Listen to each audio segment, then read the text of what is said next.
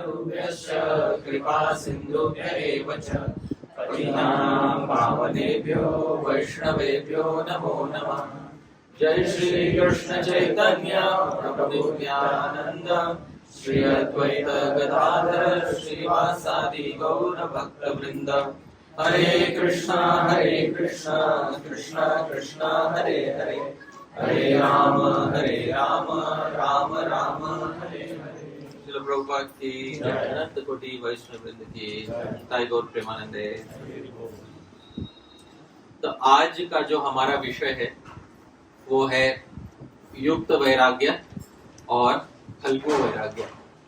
दोनों जो शब्द हैं युक्त वैराग्य और फल्गु वैराग्य, दोनों में एक शब्द समान है। कौन सा शब्द समान है? वैराग्य शब्द समान है। अब वैराग्य शब्द सुनते ही बहुतों के मन में एक ऐसी छवि आ जाती है जिसमें किसी व्यक्ति ने गेरुआ वस्त्र, भगवा वस्त्र पहन रखा है, सन्यास का दंड धारण कर रखा है और संसार के प्रति जो है एकदम संसार से मुंह मोड़ लिया है उसने, और संसार में जिसकी कोई आसक्ति नहीं रहेगी। इसको ये वैराग्य की जो छवि है हमारे मन में ये हमें दिखाई देती है। तो वैराग्य क्या होता है और इसकी आवश्यकता क्या है और इसमें युक्त वैराग्य क्या होता है और फल्गु वैराग्य क्या होता है, आज इसके विषय में चर्चा करेंगे। क्योंकि हम भक्तों के समाज में एक वैराग्य का बहुत बार वर्णन आता है, और कौन से वैराग्य का वर्णन अधिक आता है? युक्त वैराग्य। अब युक्त वैराग्य किसी से पूछेंगे कि भाई युक्त वैराग्य क्या है, तो बोलेंगे जैसा संसार में जी रहे हो, जो कुछ चीजें हैं भोग रहे हो, उसको भोगते रहो, बस कृष्ण के लिए। समझ रहे? उसको भोगते रहो पर किसके लिए? तो ये हो गया कौन सा वैराग्य? युक्त वैराग्य। अब इतनी अगर आसान सरल परिभाषा है फिर तो भक्त में और अभक्त का अंतर बहुत कम रह जाएगा। आप समझ रहे हैं? तो आज हम थोड़ा व्याख्या करने का प्रयास करेंगे कि वैराग्य क्या है, युक्त वैराग्य क्या है, फल्गु वैराग्य क्या है। अधिकांश लोग इस संसार में इस स्थिति में है जिसको हिंदी में एक कहावत कहा जाता है कि न माया मिली न राम। आप समझ रहे हैं? कभी सुना होगा आपने, न माया मिली न राम, कि पूरी तरह से डूब भी नहीं पाए और पूरी तरह से पार भी नहीं लग पाए। ऐसे बहुत से साधकों की स्थिति इस संसार में होती है, और इस स्थिति को पार करने के लिए यानी सही वैराग्य प्राप्त करने के लिए हमें वैराग्य क्या होता है ये पहले सीखना होगा। वैराग्य सीखने से पहले हमें ये सीखना होगा कि वैराग्य शब्द बना किससे है, और उस शब्द को जान लेने से फिर धीरे धीरे हम वैराग्य को समझने लगेंगे। बाद में उसको जीवन में उतारना ये एक अलग ही काम है। तो सबसे पहले हम सीखेंगे वैराग्य क्या होता है। वैराग्य ये शब्द बनता है विराग शब्द से। किस शब्द से बनता है? विराग। आप सबके पास ये कागज होगा ही, और विराग शब्द से वैराग्य बनता है। और विराग शब्द का मूल है राग। कौन सा शब्द है? तो राग शब्द जो है इससे विराग बनता है और विराग से वैराग्य बनता है। तो सबसे पहले हमें ये जान लेना चाहिए कि राग किसे कहते हैं। संस्कृत में एक धातु होती है रंज धातु। रंज धातु, रंज रागे, ये दो अर्थ में धातु होती है, दो जगह पे आती है धातु। एक अर्थ होता है किसी चीज को रंगना, इसको कहते हैं राग। किसी रंग को क्या कहते हैं? राग। और विशेष रूप से आप में से किसने मंजिष्ठा देखा है? मंजिष्ठा, हाँ, मंजीठी कहते हैं जिसको। लाल रंग देता है, जो बहुत आराम से लाल रंग छोड़ देता है, तो उसको जो रंग लगता है उस रंग को राग कहते हैं। विशेष रूप से जो लाल रंग रहता है उसको क्या कहते हैं? राग। और राग का एक दूसरा अर्थ भी है, और वो दूसरा अर्थ ये है किसी विषय में, विषय मतलब जिसको हम कहते हैं अंग्रेजी में कहते हैं सेंस ऑब्जेक्ट, उस विषय में अतिशय प्रीति हो जाना, अतिशय आसक्ति, अतिशय प्रेम हो जाना, उसी को क्या कहते हैं? राग।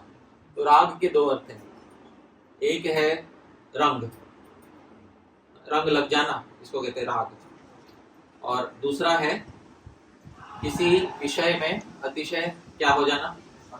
आसक्ति या प्रीति हो जाना, इसको कहते हैं राग। इन दोनों को राग कहते हैं। और ये दो अर्थ जो है इनमें कुछ तालमेल भी है, क्योंकि साधारणतः हमारा हृदय जो है इस पे जब हम सो जाते हैं सुषुप्ति में एकदम, तब इस हृदय पे किसी आसक्ति का रंग नहीं रहता, एकदम जिसको डीप स्लीप बोलते हैं, सुषुप्ति बोलते हैं, तब यही भान नहीं रहता कि मैं कौन हूं।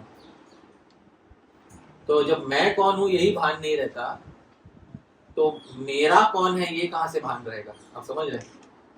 तो राग तो तब होता है जब ऐसा लगता है कि ये मेरा है या ये मेरी है, ऐसा जब लगता है तब उसको तब राग होने लगता है।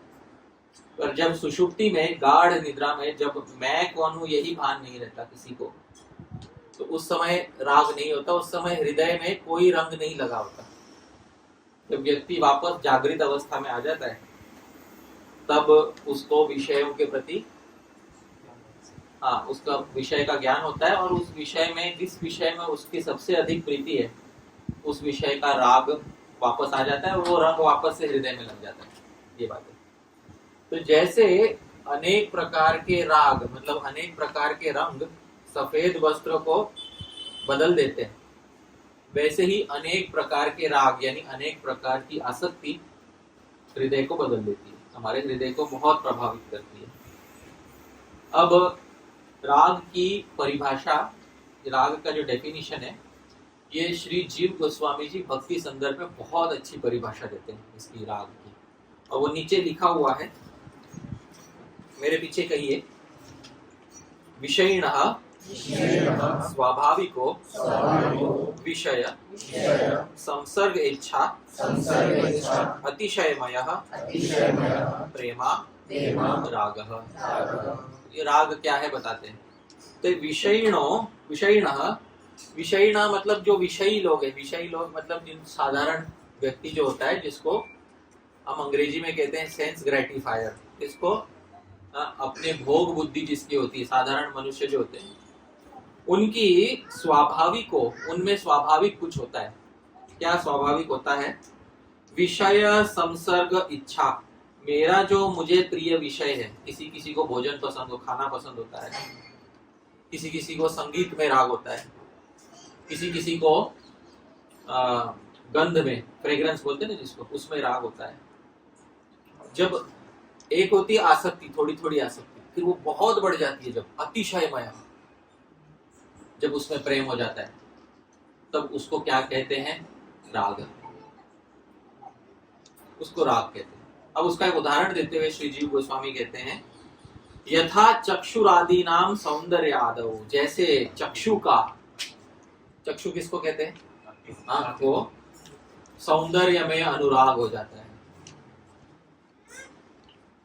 कोई सुंदर व्यक्ति दिखाई दिया राह चलते, तो तुरंत आंखें एकदम रेडार की तरह उस पर जम जाती है, और वो आंखें उस व्यक्ति, जब तक वो व्यक्ति नजर में है तब तक उसका पीछा करती रहती है। आप देखोगे जैसे कोई बहुत सुंदर दिखने वाला व्यक्ति है, या कोई ये फिल्म रहती है, फिल्म के जो कलाकार होते हैं, तो जब ये लोग आते सड़क पे चलते हैं तो लोगों का तुरंत दृष्टि जम जाती है। ऐसा नहीं कि भाई लोग ऐसे नहीं चलते, सामान्य की तरह नहीं चलते, कि तुरंत दृष्टि जम जाती है। तो ये किसका उदाहरण है? राग। क्योंकि और कोई कोई जिसको कहते हैं किसी कलाकार का फैन होता है, समझ रहे हैं? हाँ, वो तो वहां से बिल्कुल हटेगा नहीं, वो तो बिना बात किए जाएगा नहीं, आप समझ रहे? तो इसको कहते हैं, क्या कहते हैं? राग। जैसे चक्षु आदि की प्रीति हो जाती है, आंखों की प्रीति हो जाती है सौंदर्य में, आंखों की प्रीति सौंदर्य में होती है, उसको राग कहते हैं। अब हर साधारण व्यक्ति के हृदय में अनेक प्रकार के राग होते हैं। अब जब संसार में कोई ऐसी स्थिति आ जाए जब वो राग हृदय से दूर हो जाए, तो ऐसी स्थिति को कहते हैं विराग। क्या कहते हैं? विराग। इसको कहते हैं विराग। एक उदाहरण बताता हूं। जैसे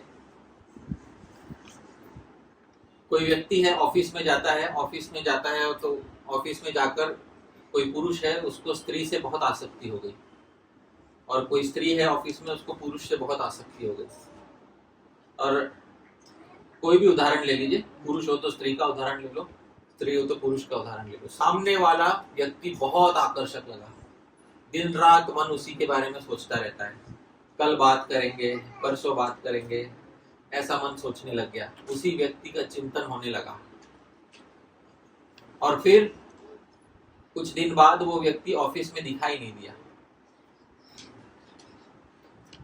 तो हृदय फिर पुनः, अरे क्या हुआ, आप समझ रहे?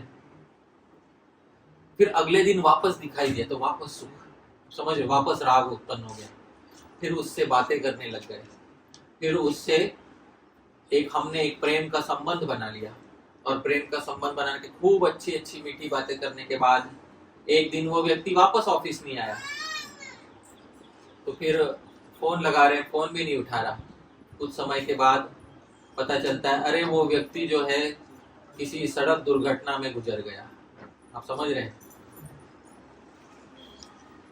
बहुत खूब वर्षों तक जिसमें आसक्ति डाली, अचानक से एक झटके में वो आसक्ति खींच ली गई, तुरंत राग किस में बदल जाएगा? विराग। इसको कहते हैं विराग। एक वो विराग होता है कि पाना चाहता था पर नहीं पाया, आप समझ रहे हो? जिसको कहते हैं अंगूर खट्टे हैं, आप समझ रहे? एक वो विराग होता है कि मिला ही नहीं। दूसरा वो होता है मिला और फिर छीन लिया गया। इसमें से कौन सा विराग ज्यादा बलवान होता है, बताइए? मिला और छीन लिया। अरे आप सब अनुभवी लग रहे हैं। तो मिला और छीन लिया, ये विराग थोड़ा अधिक बलवान, बहुत अधिक बलवान होता है, क्योंकि मिला ही नहीं, वो तो अलग होता है, चल नहीं मिला, नसीब में ही नहीं था, वो अलग होता है। और मिला और फिर छीन लिया गया, वो जब नसीब में नहीं था बोलते, वो अलग होता है, समझ रहे? तो ये दूसरे प्रकार का विराग जो होता है, ये भावना जब हृदय में प्रवेश कर जाती है तो इसको कहते हैं विराग। और ये विराग जब पूरे चित्त पर छा जाता है तो विरागस्य भावो वैराग्यम, तो विराग का पूरा भाव, इसको क्या कहते हैं? वैराग्य। जहां हृदय पर कोई रंग बाकी नहीं रहता, कोई राग बाकी नहीं रहता, हृदय की उस अवस्था को क्या कहते हैं? वैराग्य। तो ये यहाँ पर वैराग्य की मोटी मोटी परिभाषा दे दी गई।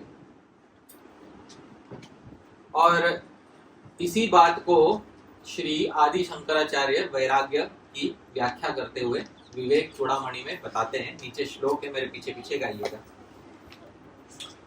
तद्वैराग्यं जिहासाया दर्शन श्रवणादिभिः देहादि ब्रह्म पर्यन्ते यनित्ये भोग वस्तुनि। तद्वैराग्यम, वैराग्यम किसको कहते हैं? जिहासा।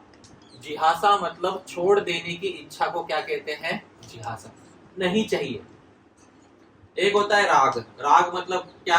चाहिए, आप समझ रहे? मैं प्यार करता हूं इसलिए चाहिए, इसको कहते हैं राग। उसका उल्टा होता है, एकदम उल्टा होता है, मैं नफरत करता हूं, आप समझ रहे? उसका उल्टा ही नहीं होता कि मैं नहीं चाहता, उसका उल्टा होता है मैं नफरत करता हूं, उसको कहते हैं द्वेष। क्या कहते हैं उसको? द्वेष। और उसके बीच की एक अवस्था होती है कि हो तो भी नहीं चाहिए, आप समझ रहे हैं? उसको क्या कहते हैं? वैराग्य। जैसे किसी छोटे बच्चे के सामने करेला रख दो और बोले से खाओ, तो बच्चे को उसमें वैराग्य है या द्वेष है? उसमें द्वेष है, आप समझ रहे हो? थोड़ा अंतर बता रहा हूं। द्वेष वो होता है कि मैं नफरत करता हूं, इसको क्या कहते हैं? द्वेष। और वैराग्य वो होता है कि सामने विषय वस्तु हो लेकिन अब इच्छा नहीं रही, इसको क्या कहते हैं? वैराग्य। तो ये थोड़ा महीन अंतर है, थोड़ा बारीक अंतर समझना पड़ेगा, क्योंकि कुछ लोग जो है, एग्जाम्पल के साथ बताता हूँ, एग्जाम्पल के साथ बताता हूँ कि कुछ लोग ऐसा होते हैं जो द्वेष को वैराग्य समझने लगते हैं। समझ, द्वेष को क्या समझने लगते हैं? वैराग्य। जैसे यही ऑफिस वाला उदाहरण दिया था, अब ऑफिस वाले उदाहरण में ले लेता हूँ। कोई पुरुष की स्त्री में आसक्ति हो गई या स्त्री की पुरुष में, मान लीजिए किसी स्त्री की पुरुष में आसक्ति हो गई, फिर पता चला कि अरे वो पुरुष तो शादीशुदा है और उसने बताया भी नहीं मुझे। आप समझ में आया? अब उससे पहले वैराग्य होगा या पहले द्वेष होगा? उससे द्वेष होगा। पहले आई हेट यू होगा। आप समझ रहे हैं? तो जब ये आई हेट यू है, इसको क्या बोलते हैं संस्कृत में? द्वेष। और फिर बहुत सारा द्वेष होगा और फिर उस समय के बाद आएगा आई डोंट केयर। आप समझ में आ रहा है? तो जब बहुत समय के बाद आई डोंट केयर आएगा और सच में जब वो लंबे समय तक टिकेगा, तब उसको कहेंगे विराग। क्या कहेंगे उसको? विराग। वैराग्य तुरंत नहीं कहेंगे, क्योंकि एक वस्तु में राग चला गया, आगे कल को दूसरा आ जाएगा।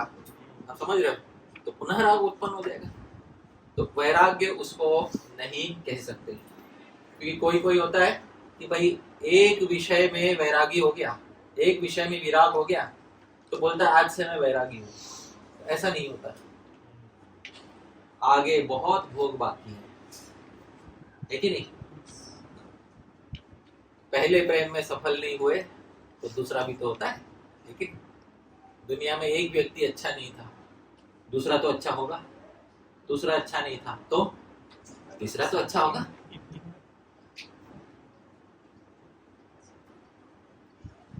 कोशिश करने वालों की हार नहीं होती, तो वैसे ही आगे कोई ना कोई अवश्य मिल जाएगा। तो इसको वैराग्य नहीं कहते। तद वैराग्यम जिहासाया, वैराग्य उसको कहते हैं जिहासा। जिहासा मैंने बोला था, कौन जानता है जिहासा किसको कहते हैं? छोड़ देने की इच्छा को क्या कहते हैं? जिहासा। ठीक है? जिहासा का उल्टा होता है अभिप्सा। अभिप्सा मतलब पा लेने की इच्छा। अभिप्सा और अभिप्सा का उल्टा क्या होता है? जिहासा। जिहासा मतलब क्या करने की इच्छा? छोड़ देने की इच्छा। तो तद वैराग्यम जिहासाया, वैराग्य वो होता है जब छोड़ देना चाहते हैं हम। दर्शन श्रवणादि भी, कुछ चीजें जो हमारे आंखों के सामने दिखती हैं उसको भी छोड़ देना चाहते हैं, और कुछ चीजें जो शास्त्रों में बताई गई है आगे मिलेंगी। स्वर्ग भी तो है आगे। समझ में आ रहा है? कुछ लोग होते हैं ना कि भाई चलो मनुष्य जन्म तो व्यर्थ हो गया, पर आगे भी तो बहुत कुछ है। आगे स्वर्ग है। स्वर्ग के बारे में सुना है?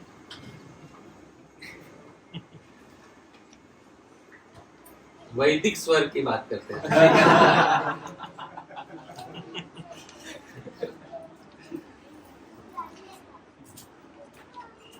तो वैदिक स्वर्ग, जो स्वर्ग लोक है, पुराण इत्यादि शास्त्रों में वर्णन है कि वहां बृहस्पति ने अपना शास्त्र चलाया है। क्योंकि बृहस्पति चाहते हैं कि ये कर्म योनि तो है नहीं, स्वर्ग ये भोग योनि है।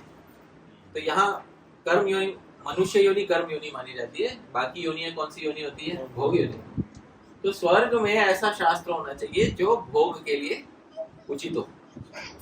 तो स्वर्ग में बस एक ही बात है कि भाई भोग कैसे अच्छे से अच्छा हो, इसकी व्यवस्था होनी चाहिए। अब वहां ये सब संबंध जो होते हैं कि भाई आप एक निष्ठ बनकर एक पति के साथ एक पत्नी रहो या एक पत्नी के साथ एक पति रहो, उस पर इतना बल नहीं है। वर्ण और आश्रम की जो मर्यादाएं हैं, स्वर्ग में कोई सन्यासी नहीं है।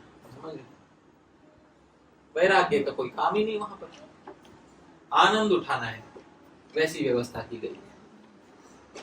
इसको बृहस्पति का शास्त्र जो है ये स्वर्ग के लिए अति उत्तम माना जाता है, मनुष्यों के लिए नहीं।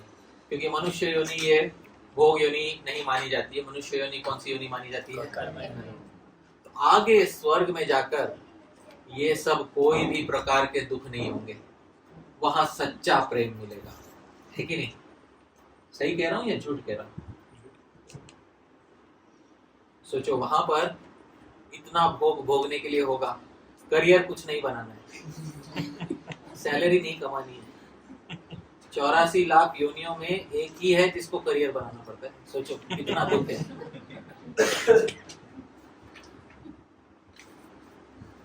है ना? और पहले तो करियर बनाने का ये दुख मनुष्य योनि में भी केवल पुरुषों ने अपने सर पे मार रखा था। आज स्त्रियों को भी करियर बनाना है और दुनिया को ये साबित करना है कि मैं भी कुछ हूँ, मेरा भी वजूद है कुछ, है कि नहीं? तो आज स्त्री और पुरुष दोनों ने अपने सर पे करियर उठा रखा है, ये सब दुख है। पर स्वर्ग में ये सब नहीं होगा।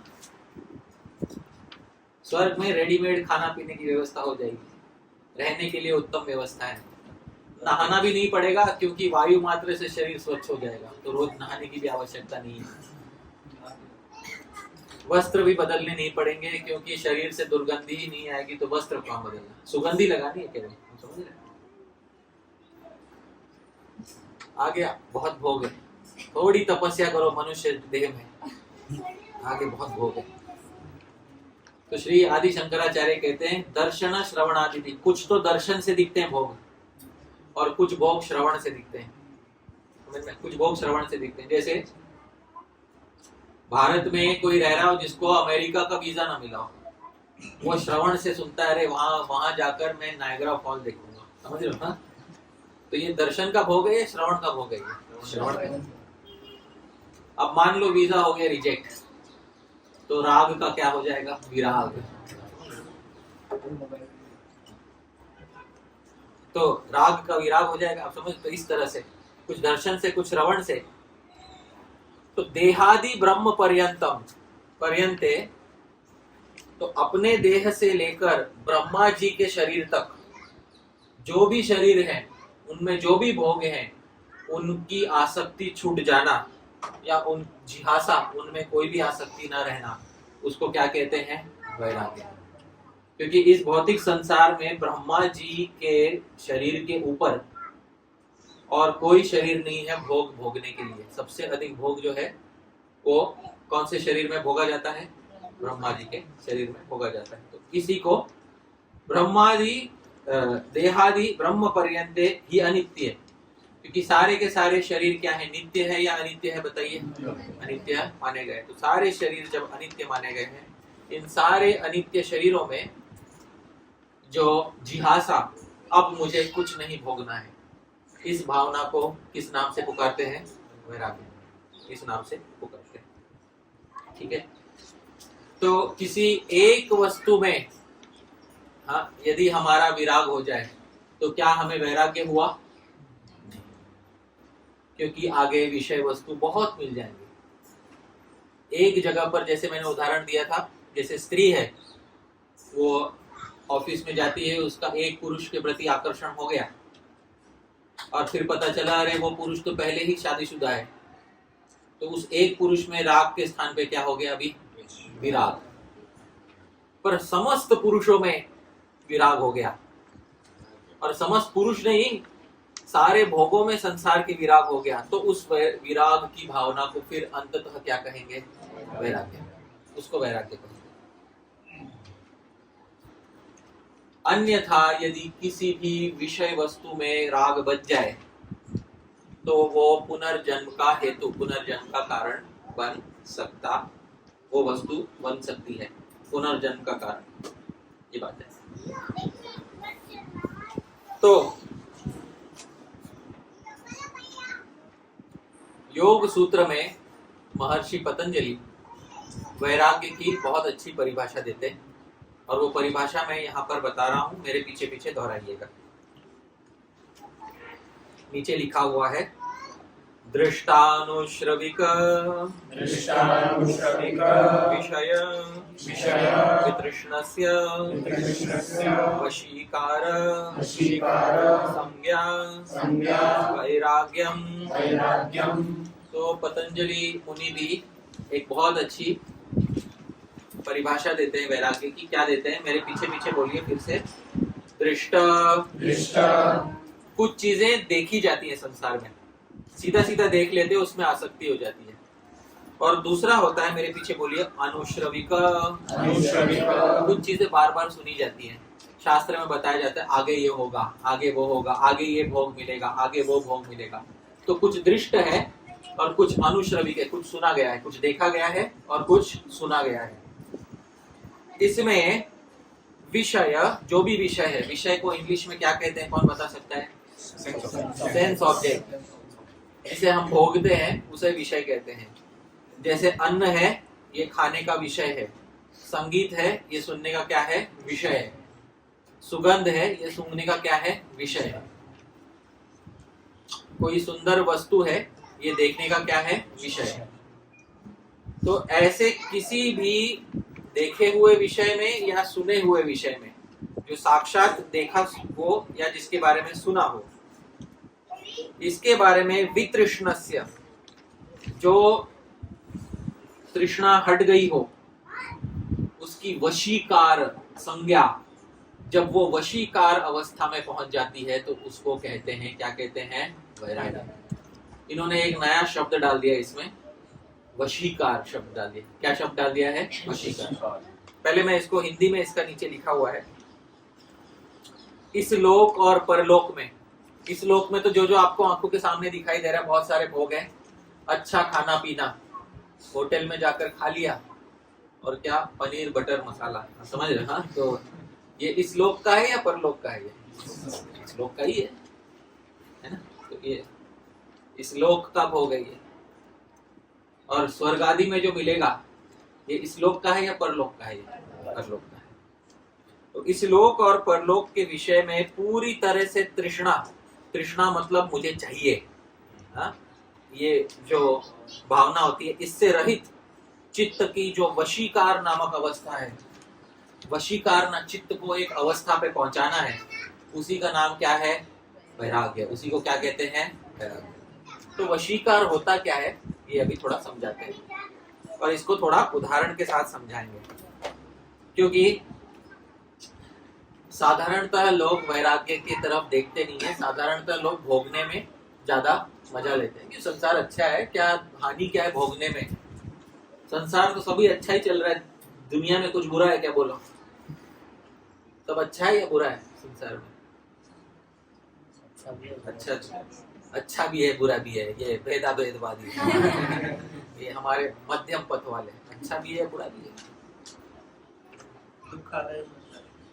हाँ, ये लग रहे दुखी लग रहे क्यों भाई, क्या हुआ ऐसा? हाँ? जो अब संसार दुखालय लगने लगा। अच्छा, गीता में लिखा है। गीता में तो बहुत कुछ लिखा हुआ है। मन पे क्या लिखा है ये बोलो।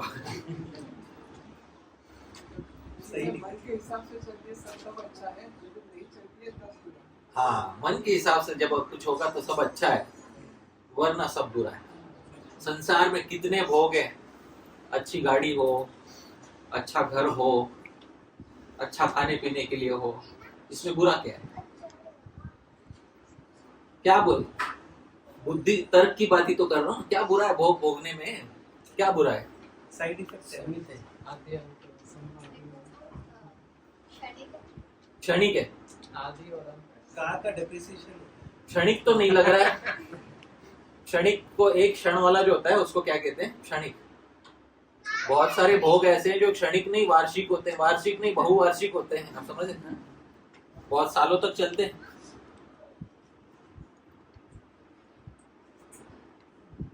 और दोष बताइए। आदि और अंत है, मतलब वो भोग शुरू होगा और उसका अंत होगा, यही बात कह रहे हैं। उसको छूटने का डर लगा रहा है। ये आप जो सब लोग कह रहे हो, ये अनुभव की बात कह रहे हो या पंडिताई की बातें कर रहे हो?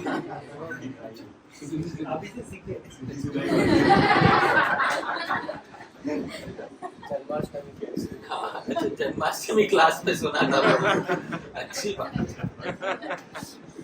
पढ़ी पढ़ाई बातों को दोहराना पंडिताई कहलाता है कि नहीं? पंडिताई की बात अलग होती है, अनुभव की बात अलग होती है। कभी कभी ऐसा होता है कि संसार में हमें जिस विषय की सबसे अधिक चाहना होती है, जिस विषय को हम सबसे ज्यादा चाहते हैं, उस पे ही जब कुठाराघात लगता है, आप समझ रहे? कुठार पता है किसको कहते हैं? कुल्हाड़ी। उस पे जब कुल्हाड़ी का आघात लगता है, तब जाके मन में जो विष भरता है, उसके बाद जो संसार से वैराग्य होता है वो अलग होता है। और ये पढ़ी पढ़ाई बातें बहुत अलग होती है। पढ़ी पढ़ाई बातों में मैं आपको गीता में बता देता हूँ भगवान क्या बोलते थे। तो पढ़ने की बात है ना, एक हिंदी में कहते हैं कहने सुनने की बातें है ना। तो बहुत सारे लोग हैं जो गीता की बातों को बस कहने सुनने की बातें हैं, इसलिए कहते भी है, प्रवचनों में बहुत बोली जाती है ये बातें। और उसमें से एक श्लोक है जो गीता में भगवान ने बोला है, नीचे लिखा हुआ है, मेरे पीछे बोलिएगा। ये ही संस्पर्शजा भोगा दुःखयोनय एव ते आद्यन्तवन्तः कौन्तेय न तेषु रमते बुधः। भगवान कह रहे हैं ये ही संस्पर्शजा भोगा, जो भी भोग है, भोग को इंग्लिश में हम कहते हैं एंजॉयमेंट या आनंद, हिंदी में कहते हैं, जो संस्पर्शजा, जो स्पर्श से उत्पन्न है। स्पर्श से उत्पन्न मतलब क्या? आंखों का आंखों के विषय से स्पर्श हो जाए तब भोग उत्पन्न होता है। भोग तुरंत उत्पन्न नहीं होता।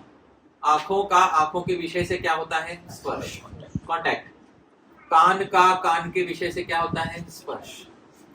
पर यहाँ स्पर्श नहीं कह रहे, संस्पर्श कह रहे, क्योंकि आंखों का तो बहुत चीजों से स्पर्श होता है। राह चलते बहुत से पेड़ों को देखता हूँ मैं, समझ में आ रहा है? ये भी तो स्पर्श होता है। पर भोग तब उत्पन्न होता है जब स्पर्श नहीं होता, जब संस्पर्श होता है। अच्छे अच्छे से उसको देख लेते हैं, अच्छे से सुन लेते हैं, तब उसको क्या कहते हैं? संस्पर्श। और इस संस्पर्श से ही जा उत्पन्न होता है भोग। क्या उत्पन्न होता है? भोग। ये ही संस्पर्शजा भोगा। भोग स्पर्श से उत्पन्न नहीं होते, भोग किससे उत्पन्न होते हैं? संस्पर्श। क्योंकि राह चलते चलते यहाँ से अगर मैं अपने घर तक चले जाऊं और चलते चलते बहुत सी गाड़ियों को देखूं, है कि नहीं, और बहुत सी गाड़ियों को देखते देखते मेरी किसी भी गाड़ी में आसक्ति न हो, तो मेरी आंखों का बहुत सी गाड़ियों से क्या हुआ? स्पर्श तो हुआ, लेकिन क्या नहीं हुआ? संस्पर्श नहीं हुआ, अच्छे से स्पर्श नहीं हुआ। अच्छे से स्पर्श कब होता है? जब उसमें आसक्ति हो जाती है, तब उसमें क्या होता है? संस्पर्श। और जा, उससे उत्पन्न कुछ होता है, क्या होता है? भोग। जब वो प्राप्त हो जाती है वस्तु, हमको प्राप्त होने के बाद जब उसके साथ हमारा अच्छे से संपर्क होता है, उससे क्या उत्पन्न होता है? भोग। और भगवान बोलते हैं ये ही संस्पर्श जा होगा। दुनिया में जो भी सारे इस प्रकार के भोग हैं, वस्तु अच्छे से मिल जाने के बाद जो प्राप्त होते हैं, अच्छे से मिल जाने के बाद, दुख योनय एवते, सारी की सारी किसकी योनियां हैं? दुख की योनि है। योनि मतलब उत्पत्ति का स्थान, दुख पैदा करने के स्थान है ये। एक छोटा सूत्र बताता हूँ, मेरे पीछे बोलिए। सर्वम दुखम, सब कुछ क्या है? दुख है। यही तो भगवान कह रहे हैं ना, मोटा मोटी बात तो यही है कि सब कुछ क्या है? दुख ही है। आपातकाल में लग रहा है कि सुख है, हाँ, अभी अभी लग रहा है कि क्या है? सुख है। परिणाम में क्या है? दुख है। अभी हमें भरोसा नहीं हो रहा। ये तो पढ़ने की बात है, समझ में आ रहा है? इसी को पंडिताई कहते हैं, है ना, कि बड़ा प्रवचन दिया, ये ही संस्पर्शजा भोगा दुख योनय एवते आद्यंतवंत। वो तो शुरू होने वाला है और क्या होने वाला है? अंत होने वाला है। कौन्तेय, हे अर्जुन, न तेषु रमते बुधः, बुद्धिमान व्यक्ति उसमें राग नहीं करता, उसमें रमता नहीं उसमें। ये तो पढ़ने सुनने की बात, कहने सुनने की बात हो गई। फिर चले गए घर पे और पनीर बटर मसाला खा लिया, समझ है यही बात। तो ये जो है पंडिताई की बात से नहीं होगा। यहाँ पर कुछ तो बदलना पड़ेगा, तब जाके वैराग्य थोड़ा सच में जीवन में उतरेगा। पर वैराग्य क्यों? सबसे पहले तो हम यही अपने आप को कन्विंस नहीं कर पाए हैं कि वैराग्य क्यों करना। अब वैराग्य इसलिए करना क्योंकि जो भी हम भोगते हैं इस संसार में उसमें अनेक दोष हैं, बहुत सारे दोष हैं। एक बात बता देता हूँ, शरीर जो है ना वो इतना है, छोटा उंगली कर, शरीर जो है इतना सा है और मन के भोगने की चाह इतनी है। आप समझ में आ रहा है आपको? हाँ, ये बहुत बड़ा, हाँ बहुत बड़ा डिसिमिलैरिटी जिसको हम विषमता है शरीर में और मन में, बहुत बड़ी विषमता है। शरीर की क्षमता बहुत कम है और मन के भोगने की चाहना बहुत अधिक है, बहुत अधिक है। और जिसको इसका अनुभव नहीं हो, मतलब अनुभव के साथ आप बोल रहे थे ना, एग्जाम्पल के साथ बताओ, है ना, तो बता देता हूँ कि बहुत सारे जैसे होटल होते, खाने का उदाहरण बता देता हूँ। बहुत सारे होटल होते हैं जहाँ पे बोलते हैं बुफे मिलेगा 1000 रुपए का थाली, तो व्यक्ति 1000 रुपया दे देता है और खाता केवल 500 का ही है। आप समझ रहे हैं क्यों? क्योंकि 500 का खाने के बाद उसको लगता है कि मेरा पेट भर गया, और बाहर आता हुआ बोलता है यार ठगा गया मैं, ठगा गया, बेकार में 1000 रुपया दे दिया मैंने, इससे अच्छा तो घर पे बनाकर खा लेता, लेकिन यही 500 रुपया घर पे बनाकर खा लेता। इससे पता चलता है कि मन की चाहना, मन की इच्छा तो बहुत थी लेकिन शरीर की क्षमता बहुत कम है। और ये मन की इच्छा जितनी विस्तृत है, जितनी बड़ी है, वैसा शरीर यहाँ पर तो मिल ही नहीं सकता। ये आपका जो वर्तमान शरीर है, भूल जाओ, फॉरगेट इट, इंग्लिश में कहते हैं फॉरगेट इट। क्षमता ही नहीं है। और शरीर भी ऐसा है कि दिन प्रतिदिन नया नहीं बन रहा है, दिन प्रतिदिन क्या बनता जा रहा है? पुराना। तो भोग में भी दोष है, भोगने वाले शरीर में भी दोष है, भोगने की क्रिया में भी दोष है। जब तक ये दोष दर्शन नहीं होगा तब तक आप चाहो जितना भोग लो, आपको कोई रोकने वाला नहीं है। पर परिणाम में आपको एक वस्तु मिलने वाली है। क्या मिलने वाली है? दुख। अब आप में से कौन कौन है जो दुख चाहता है? हाथ उठाइए। अरे एक भी नहीं। अरे भोग के लिए ही बाद में दुख उठा लेंगे, समझ में आ रहा है? बाद में दुख उठा लेंगे, अभी सुख उठाओ। एक भी व्यक्ति तैयार नहीं है। एक श्रीमद् भागवत में एक कथा आती है महाराज नृप की। उनको यमराज ने पूछा था तुम्हें सुख भी भोगना है और दुख भी भोगना है। हा? सुख बहुत ज्यादा है, दुख छोटा सा है, तो पहले क्या भोगना चाहते हो? अब आप अपने आप को महाराज नृप के स्थान पे रखो, बहुत विशाल सुख भोगना है और दुख भी भोगना है, पहले क्या भोगना है? क्या उत्तर दोगे? क्यों भाई? हाँ, अरे वाह, आप हमारे मित्रों विष्णु शरण प्रभु, आप हमारे मन को समझ सकते हैं। गुलाब जामुन दाल चावल के बाद ही खाया जाता है। ये उदाहरण थोड़ा जचा नहीं। गुलाब जामुन करेले की सब्जी के बाद खाया जाता है, समझ रहे? ये उदाहरण जचेगा, ठीक है? उदाहरण दिया करो तो ऐसा दिया करो कि सीधा हृदय में लग जाए।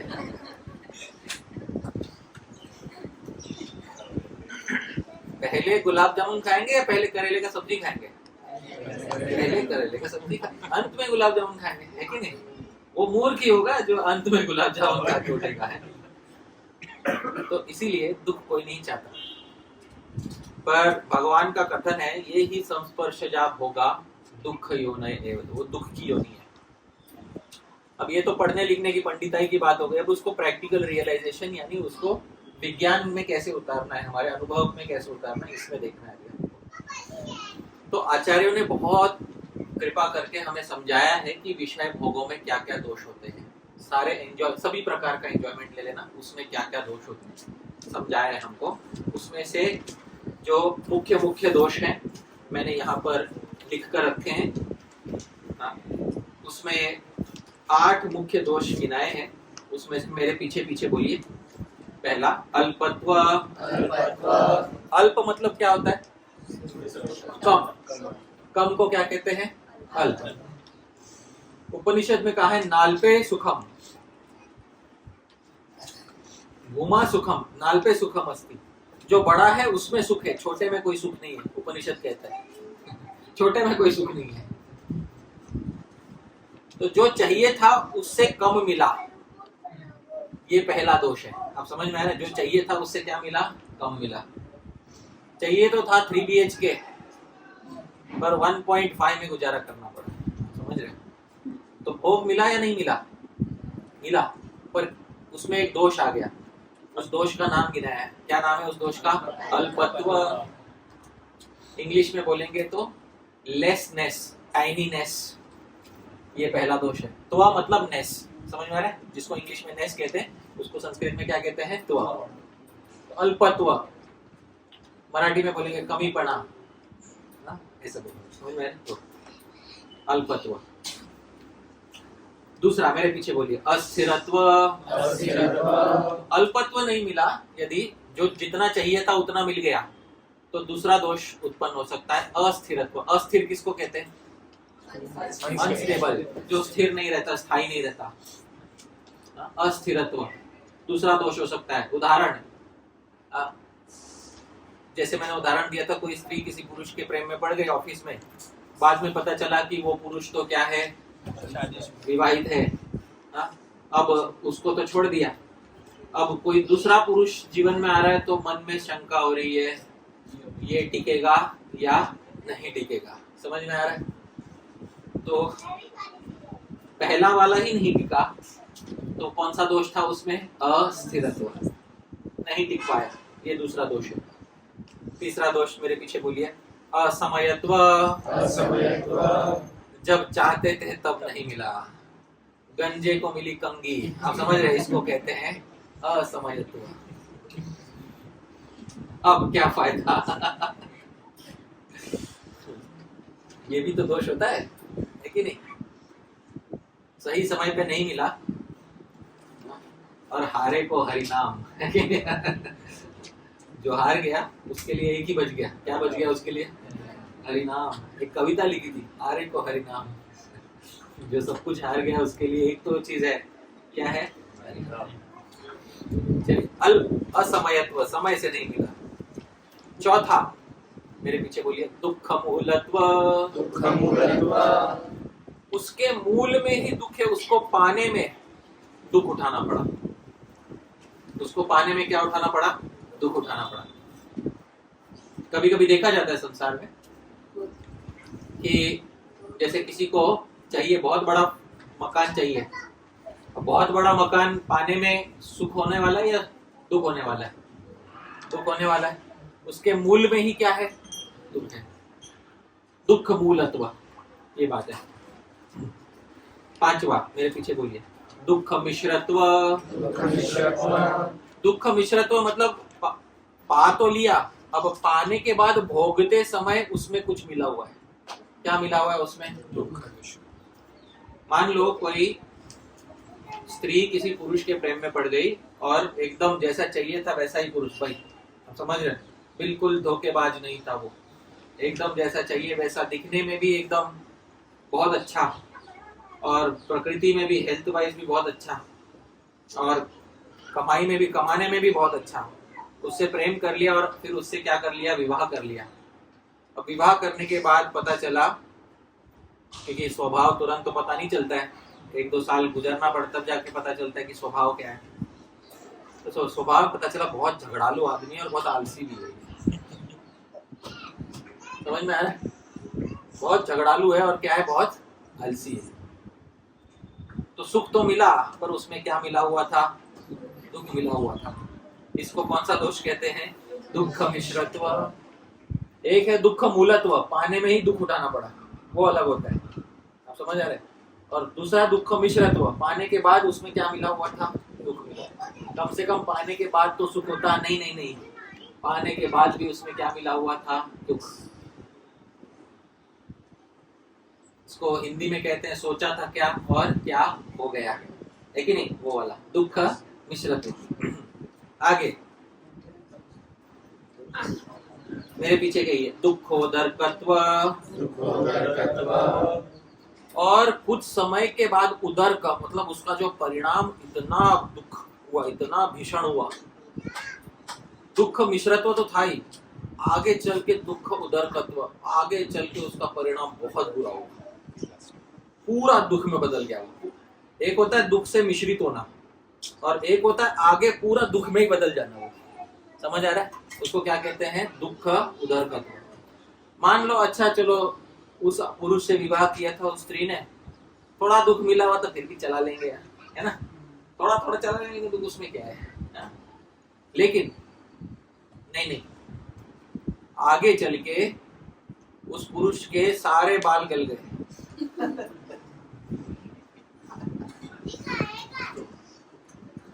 और जितना कमाता था उसमें भी उसकी रुचि चली गई, जॉब चला गया।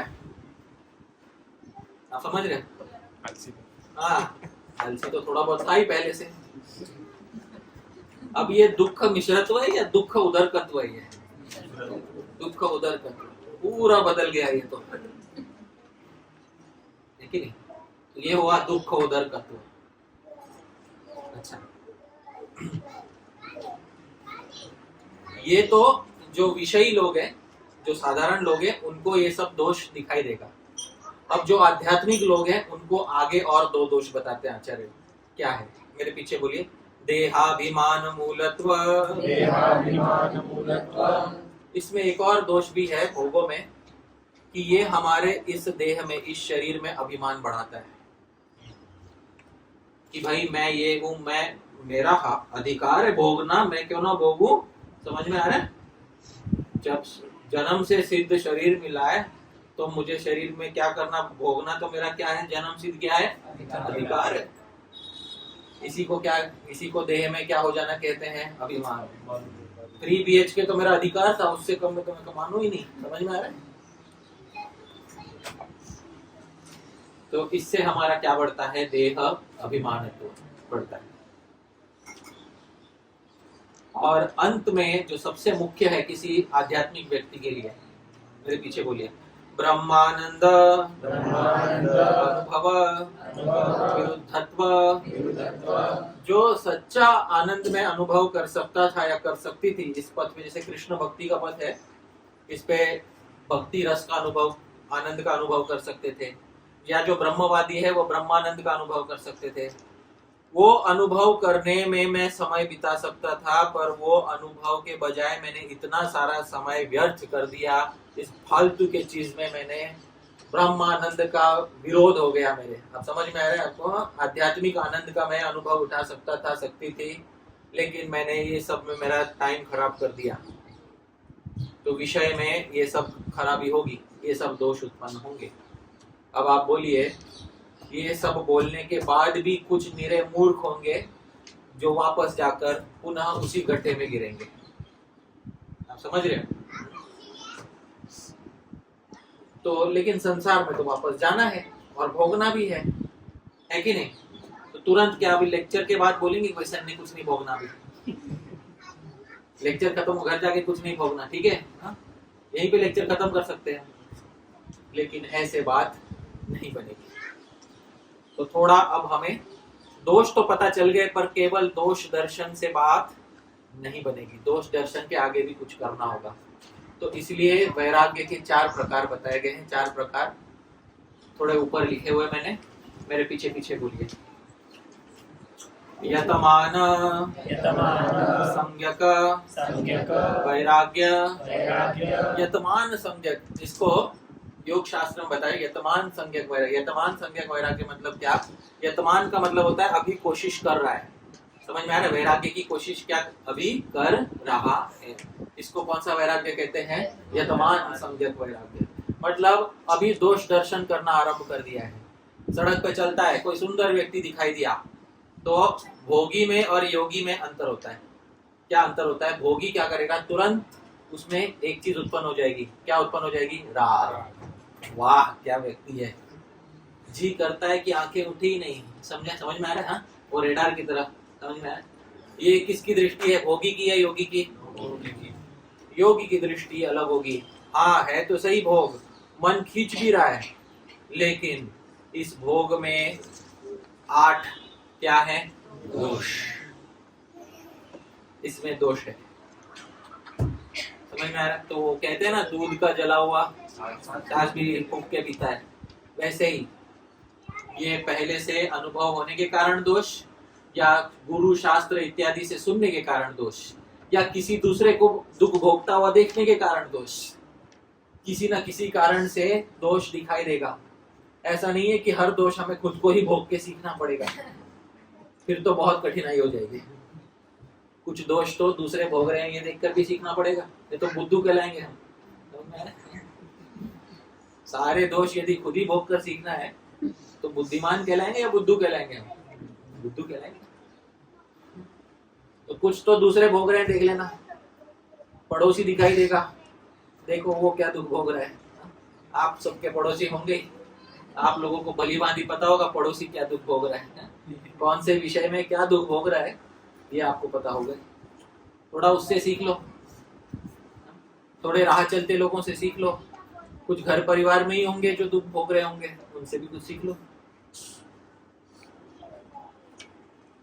पर जब विषय वस्तु सामने आए और उसको दूर हटाने का प्रयास कर रहे हो, छोड़ने का प्रयास कर रहे हो, लेकिन छोड़ने का प्रयास कैसे कर रहे हो, क्या देख के कर रहे हो? दोष दर्शन कर रहे हो। तो वो पहला वैराग्य होता है, उसका क्या नाम होता है? यतमान सम्यक वैराग्य। अभी चल रहा है, कोशिश चालू हो गई है, समझना, क्योंकि इस जंजाल से तब तक नहीं छूट सकते जब तक कोशिश करना आरंभ नहीं करोगे। समझ, जब तक आरंभ नहीं करोगे तब तक इसी राग में पड़े रहोगे, राग और द्वेष, I love you I hate you, समझ में आ रहा है? इसी में पड़े रहोगे। तो जब तक यतमान नहीं होगे, जब तक आरंभ नहीं करोगे तब तक नहीं चलेगा। और आरंभ कैसे होता है, क्या दर्शन करने से आरंभ होता है? दोष दर्शन। अरे दर्शन नहीं, अनुदर्शन, बार बार दुख दोषानुदर्शनम। सही बात है ना, गीता में भी भगवान ने क्या बोला है? दुख और दोषों का पुनः पुनः दर्शन करना है, बार बार दर्शन करना है। ये हो गया यतमान संज्ञा। अब धीरे धीरे वैराग्य बढ़ेगा, जैसे जैसे प्रैक्टिस बढ़ेगी वैसे वैसे वैराग्य बढ़ेगा। एक विषय से शुरू कर, आप सब में से हर कोई कितने विषय से शुरू करेगा? एक, क्योंकि जो विषय सबसे ज्यादा हृदय को प्रभावित कर रहा है उससे शुरू करेंगे। सबसे बड़े पहलवान से लड़ना अच्छा है, उसको हरा दिया तो बाकी को तो आराम से हरा देंगे। सही बात है कि नहीं? तो यतमान संज्ञा शुरू हो गया। चलो ये पहला वैराग्य, देखो योग शास्त्र में बहुत अच्छी व्याख्या, बहुत साइंटिफिक है कि नहीं? तो अब धीरे धीरे करते करते दूसरा वैराग्य हो गया। मेरे पीछे बोलिए, क्या नाम है उसका? व्यतिरेक। व्यतिरेक संज्ञक मतलब क्या होता है कि कुछ भोग तो पक्का छूट गए और अभी कुछ बाकी है। आप समझ में आ रहा है? तो उसमें योगी सोच रहा है, देखो ये तो छोड़ दिया मैंने और ये अभी छोड़ना बाकी है। मान लो स्त्री का आकर्षण या पुरुष का आकर्षण छोड़ दिया और खाने पीने में अभी भी आ गए, खाना टाइम पे चाहिए और अच्छा चाहिए। समझ में आ रहा है? अब इतना भी नहीं करेंगे तो क्या करेंगे? समझ, हाँ, इतना बड़ा आकर्षण छोड़ दिया, हाँ, और टाइम पे अच्छा भोगू भी नहीं, खाना भी नहीं खाऊं, तो ये तो जुल्म हो गया ना शरीर पे, है कि नहीं? तो आप समझ रहे हो? तो थोड़ा थोड़ा विषय चले गए और थोड़े अभी जाने के बाकी हैं, तो उसके लिए भी प्रयास आरंभ कर रहा है। इसको कौन सा संज्ञक वैराग्य कहते हैं? व्यतिरेक। तो उसको ये पता है कि देखो मेरी स्त्री में आसक्ति चली गई है, लेकिन अभी भी भोजन में आसक्ति आज भी बनी हुई है, या भोजन में आसक्ति चली गई है लेकिन स्त्री में आसक्ति ज्यों की त्यों बनी हुई है। समझ में आया? तो ऐसा ये कौन सा वैराग्य हो गया? ये व्यतिरेक संज्ञक। अब तीसरा, धीरे धीरे फिजिकल लेवल पे सभी विषयों में आसक्ति चली गई, पर अब आसक्ति केवल एक ही इंद्रिय में बची है। कौन सी इंद्रिय में बची है? मन में। उसको तीसरा वैराग्य कहते हैं। मेरे पीछे के एक इंद्रिय में अब आसक्ति बची है। कौन सी इंद्रिय में बची है? वो मन में। उसको एकेंद्रिय संज्ञक वैराग्य कहते हैं। अब राह चलते कुछ भी दिख जाए, अच्छे खाने की वस्तु, तो हाँ मन लालायित होता है। सुंदर व्यक्ति दिख जाए, मन लालायित होता है, लेकिन शरीर से हम मन की चेष्टाओं पर शरीर पे उसको चेष्टा को नहीं लाते हम। वो केवल अभी कहाँ तक सीमित रह गए? अभी मन तक सीमित रह गए। इसको कौन सा वैराग्य कहते हैं? एकेंद्रिय। अब एक जगह पर बस काम करना बाकी है। कौन सा है वो? मन। और उस मन को भी वश में कर लिया, तो अंत में जो वैराग्य होता है वो कौन सा वैराग्य होता है? वशीकार संज्ञक वैराग्य। इसी वैराग्य की बात महर्षि पतंजलि सूत्र में कर रहे थे। सूत्र में कौन सा शब्द अधिक डाल दिया था उन्होंने? वशीकार। तो वैराग्य तब होता है जब वो कौन सी अवस्था पे पहुंचता है? वशीकार अवस्था। कि अब मन में भी चिंता नहीं रही, अब चाहिए ही नहीं, मैं खुश हूं, छोड़ दिया। और सुख से छोड़ा, दुख से नहीं। समझ में आ रहा है? कैसे छोड़ा? सुख से छोड़ा, दुख से नहीं। इसको कहते हैं वशीकार। अब वश में कर लिया, अब जीत लिया, तो उसको कहते हैं वशीकार संज्ञक वैराग्य। क्योंकि पढ़ी पढ़ाई बातें करना बहुत सरल है, सच में वैराग्य किस किस सीढ़ी से गुजरता है वो यहाँ पर दिया हुआ है। और जब तक वशीकार वैराग्य नहीं होता तब तक मोक्ष का प्रश्न ही नहीं है। भूल जाओ ये जो बोलते हैं ना, यहाँ हम मोक्ष मुक्ति पालेंगे, भगवत धाम चले जाएंगे, वैकुंठ चले जाएंगे। कैसे जाओगे जब राग मन में है? माया छोड़ेगी? बिना रागी व्यक्ति को माया छोड़ेगी नहीं। भगवान लास्ट मोमेंट पे भगवान कृपा करेंगे। अच्छा, तो लास्ट मोमेंट के ऊपर आशा लगाए बैठे हो? नहीं, हमारे गुरुजी हमारा उद्धार करेंगे। अच्छा, तो गुरुजी के ऊपर, गुरुजी के कंधे पर अब अपनी सारी आशाएं टांग बैठे हो। समझ में आ रहा है? ऐसे बहुत सारे बहाने देने वाले लोग होते हैं। सच्ची बात यह है, तत्व की बात यह है, जब तक एक स्तर का वैराग्य नहीं हो जाए। कौन से स्तर का वैराग्य नहीं हो जाए? वशीकार संज्ञक वैराग्य नहीं हो जाए, तब तक मोक्ष की सोचना भी मत। गलती से भी मत सोचना। ये बात सच में जानने लायक है। अब ये तो बहुत मुश्किल लग रहा है, अगले जन्म के लिए तैयार हो जाओ। ऐसा लग रहा है कि अब अगले जन्म के लिए क्या हो जाओ? तैयार हो। नहीं तो छोड़ दो वैराग्य छोड़ो, भोगो। क्या ये सब झंझट क्यों? इतने क्लास में आके क्यों बैठे? इतना झंझट उठाना काय को भाई? टेंशन मत लो, संसार जैसा चल रहा है चलने दो। थोड़ा थोड़ा भोगने का। समझ में आ रहा है? Stay positive. तो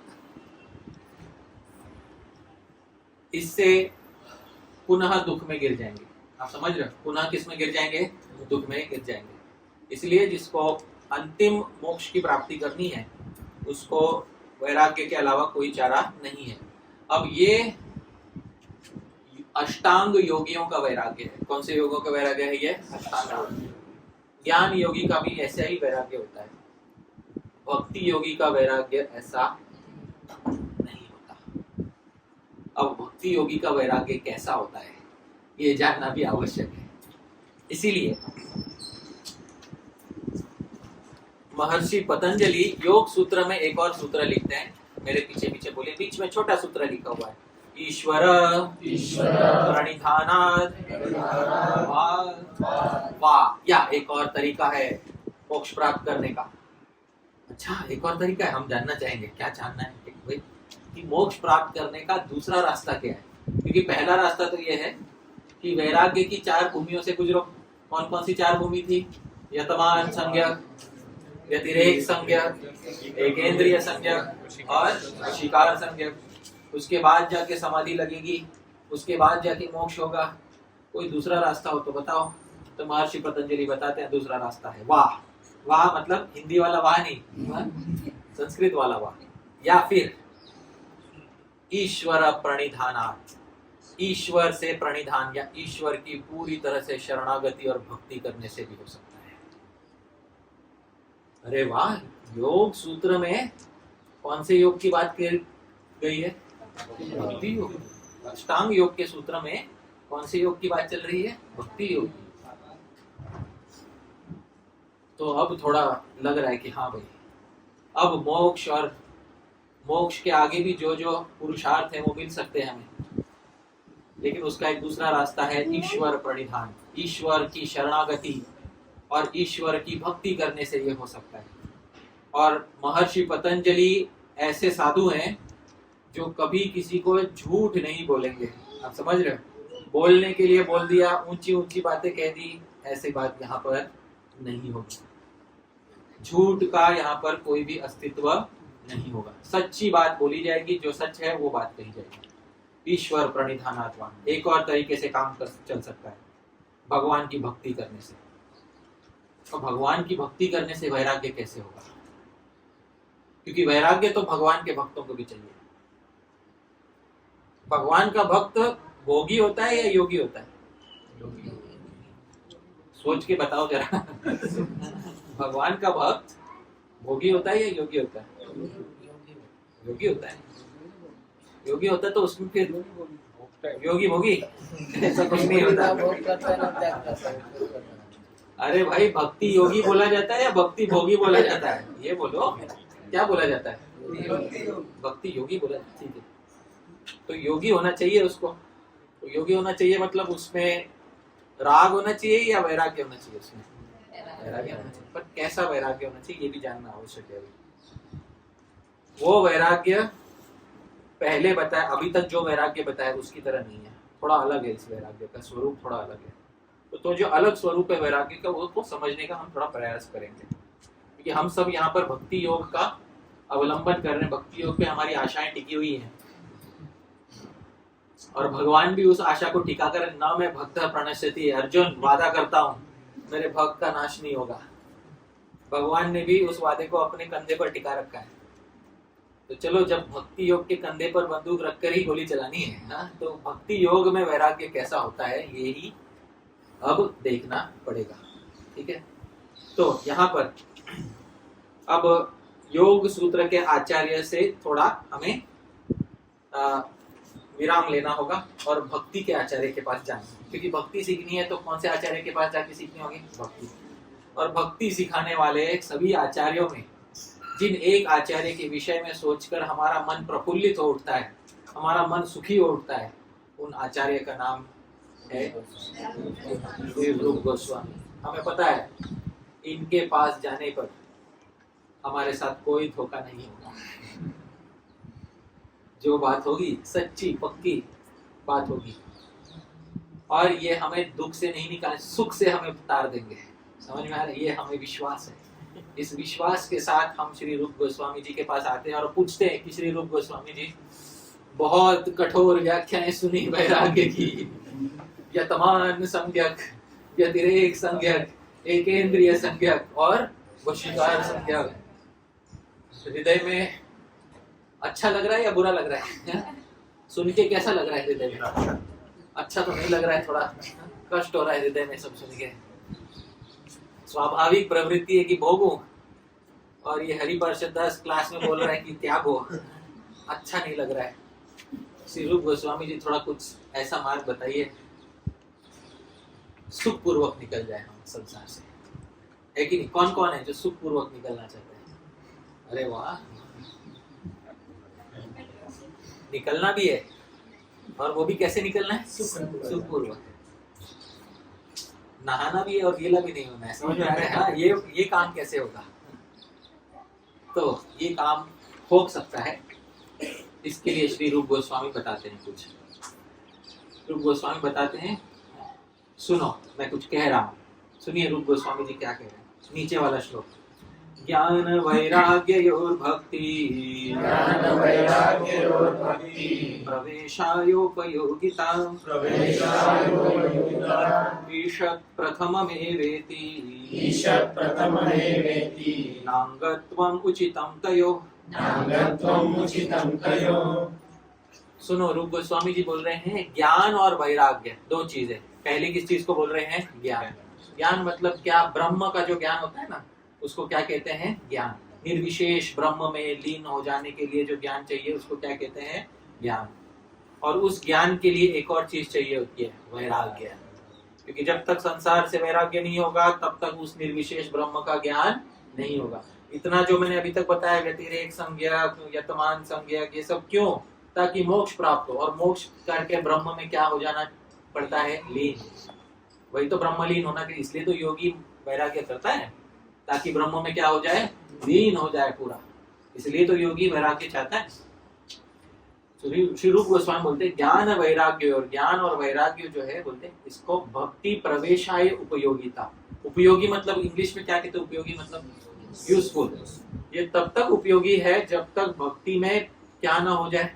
प्रवेश ना हो जाए। थोड़ा थोड़ा चाहिए। ईशत, ईशत मतलब क्या? थोड़ा चाहिए। प्रथम में शुरुआत में चाहिए। शुरुआत में थोड़ा ज्ञान और थोड़ा वैराग्य चाहिए, जब तक भक्ति में आपका क्या नहीं हो जाता? प्रवेश नहीं हो जाता। तो इसका मतलब ये है, एक मन में एक सीन बनाओ कि भक्ति के द्वार खोले आए, ठीक है, और एक तरफ से एक द्वार को पकड़ा हुआ है कौन? ज्ञान। और दूसरी तरफ से दूसरे द्वार को किसने पकड़ के रखा है? वैराग्य। और वो दोनों बोल रहे हैं, आपको बोल रहे हैं आजा आजा, जल्दी आजा, दूसरे द्वार में मत घुस जाना, जल्दी इधर आ। समझ में आ रहा है? हा? और आप प्रवेश कर लिया भक्ति में और उन्होंने द्वार बंद कर लिया, और आप बोले अरे तुम नहीं अंदर आओगे मेरे साथ? नहीं, हम लोग नहीं आएंगे। हमारा केवल काम इतना था कि तुम्हारा भक्ति के द्वार में क्या हो जाए? प्रवेश हो जाए। उसके बाद तुम हो और भक्ति है, बस। हम अंदर नहीं आएंगे, हमारा अंदर प्रवेश नहीं है। ऐसी क्यों बात कर रहे हो? मैंने तो सुना था कि भक्ति योगी को भी क्या चाहिए होता है? वैराग्य चाहिए। तो तुम्हें अंदर आना चाहिए।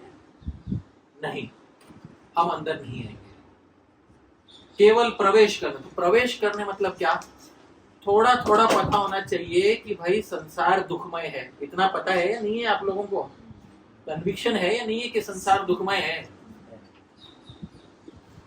अनुभव से, हाँ, और शास्त्रों से और गुरुजनों के वचनों से इतना पता है कि नहीं है कि संसार में दुख है? पता है ना? 8 दोष दिखाए, वो 8 दोष है या नहीं है? है। ये ही संस्पर्श जाप होगा दुख योनया एवते। सही बात है। तो इतना थोड़ा ये विषयों को छोड़ देना है, क्योंकि ये दुख देते हैं, ठीक है। तो इतना थोड़ा वैराग्य होना चाहिए कि साधारण विषयों को हमको क्या कर देना है? छोड़ना है। छोड़ने का प्रयास कम से कम आरंभ करना। इतना वैराग्य तो होना चाहिए कि नहीं? तो इतना बस भक्ति में क्या करने के लिए चाहिए? प्रवेश। एक बार भक्ति में प्रवेश हो गया, उसके बाद भक्ति देख लेगी आगे क्या करना है। समझ में आया? उसके बाद आगे कौन देख लेगा? भक्ति देख लेगी क्या करना है। भक्ति स्त्री है या पुरुष है? स्त्री है। वैराग्य, ज्ञान, ज्ञान और वैराग्य संस्कृत में दोनों नपुंसकलिंग शब्द हैं। समझ में आ रहा है? कौन से शब्द हैं? नपुंसकलिंग के शब्द हैं। ना तो ज्ञान पुल्लिंग है, ना वैराग्य पुल्लिंग है। ज्ञान और वैराग्य दोनों क्या है? नपुंसकलिंग है। भक्ति कौन से लिंग है? और स्त्री अकेली रहती है या पुरुष के साथ रहती है? साधारणतः पुरुष के साथ इच्छा रखती है ना। समझ में? तो भक्ति भगवान के साथ ही होती है। भगवान कौन सा लिंग है? पुल्लिंग। भक्ति कौन सी लिंग है? और ज्ञान और वैराग्य कौन सा लिंग है? नपुंसक लिंग है। नेगेटिविटी में इनका रोल है, पॉजिटिविटी में इनका रोल नहीं है। हटाने में इनका रोल है। ए विषय से दूर हटो। समझ में आ रहा है? ए विषय से दूर हटो, क्योंकि विषय में 8 क्या है? दोष है। तो इसका वैराग्य का काम पॉजिटिविटी में है या नेगेटिविटी में? सकारात्मक है या नकारात्मक है? नेगेटिव है या पॉजिटिव है? नेगेटिव है ना। हटाने में है। सही बात है ना। और भक्ति का काम किसी से दूर करने में है या किसी से पास लाने में है? तो भक्ति का काम नकारात्मक है या सकारात्मक है? ये बहुत बड़ा भेद है। अब शुरू होगा। अब समय है ना या अभी खत्म कर दें? आप लोग 4 प्रकार के वैराग्य घर जाके करो, अगले हफ्ते आके समझेंगे। अब शुरू होगा कि भक्ति के अंदर प्रवेश करने के बाद फिर क्या होता है, ये बात है। श्री रूप गोस्वामी बोलते हैं, जो श्लोक हमने अभी पढ़ा ज्ञान वैराग्य, और उसके अंत में कहते हैं न अंगत्वम उचितम तयो, ज्ञान और वैराग्य को भक्ति का अंग मत बनाओ, वैराग्य को भक्ति का अंग मत बनाओ। और ये गलती से भी भूल मत करना कि वैराग्य के बिना भक्ति चल नहीं सकती। वैराग्य का इतना ही रोल था कि भक्ति में केवल क्या हो जाए, प्रवेश हो जाए, ताकि जो साधक है बाकी विषयों में भटक न जाए, आकर भक्ति में लगे। इसलिए संसार दुखमय है। अच्छा, संसार दुखमय है इसलिए क्या करो, भक्ति करो, बस इतना ही रोल था उसका, आगे उसका रोल नहीं है। इसलिए ज्ञान और वैराग्य को भक्ति का अंग नहीं मानना है। आगे श्री रूप गोस्वामी बोलते हैं, यदुभे चित्त काठिन्य हेतु प्रायः सतां मते सुकुमार स्वभावेयम् भक्तिस्तद्धेतुरीरिता। यद उभे, ये दोनों ज्ञान और वैराग्य, ज्ञान मतलब क्या, ब्रह्म ज्ञान, संसार सत्य नहीं है, संसार क्या है, संसार परिवर्तनशील है, ब्रह्म ही एकमात्र सत्य है, संसार में सारे विषय दुख हैं। समझ में आ रहा है? ये जो ज्ञान और वैराग्य है, चित्त काठिन्य हेतु, इससे आपका चित्त कठिन हो जाएगा।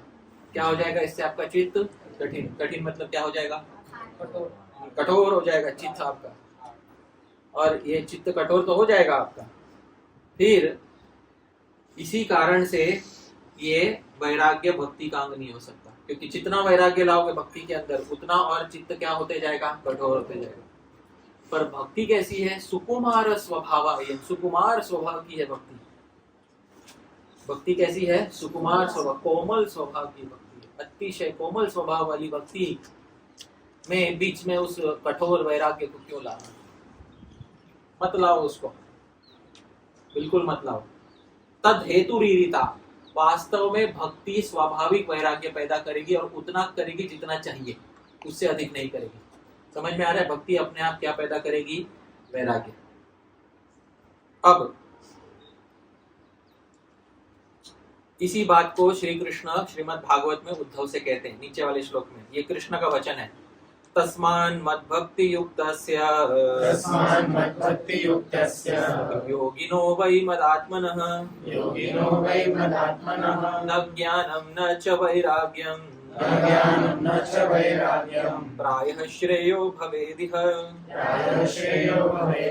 तस्मान्, उद्धव इसलिए बोलता हूँ, मद भक्ति युक्तस्य, जिसमें मेरी क्या है, भक्ति है, योगिनो, और जो साथ ही साथ क्या है, योगी, भोगी नहीं है, मदात्मनः, जिसने अपना मन मुझ में डाल दिया, जो मुझे अपना आत्मा समझता है, मुझे अपना प्राण समझता है, ऐसे भक्ति योगी के लिए न ज्ञानम न च वैराग्यम प्रायः श्रेयो भवेत्, उसके कल्याण के लिए उसको ना तो ज्ञान है, उसके कल्याण के लिए ना तो वैराग्य है।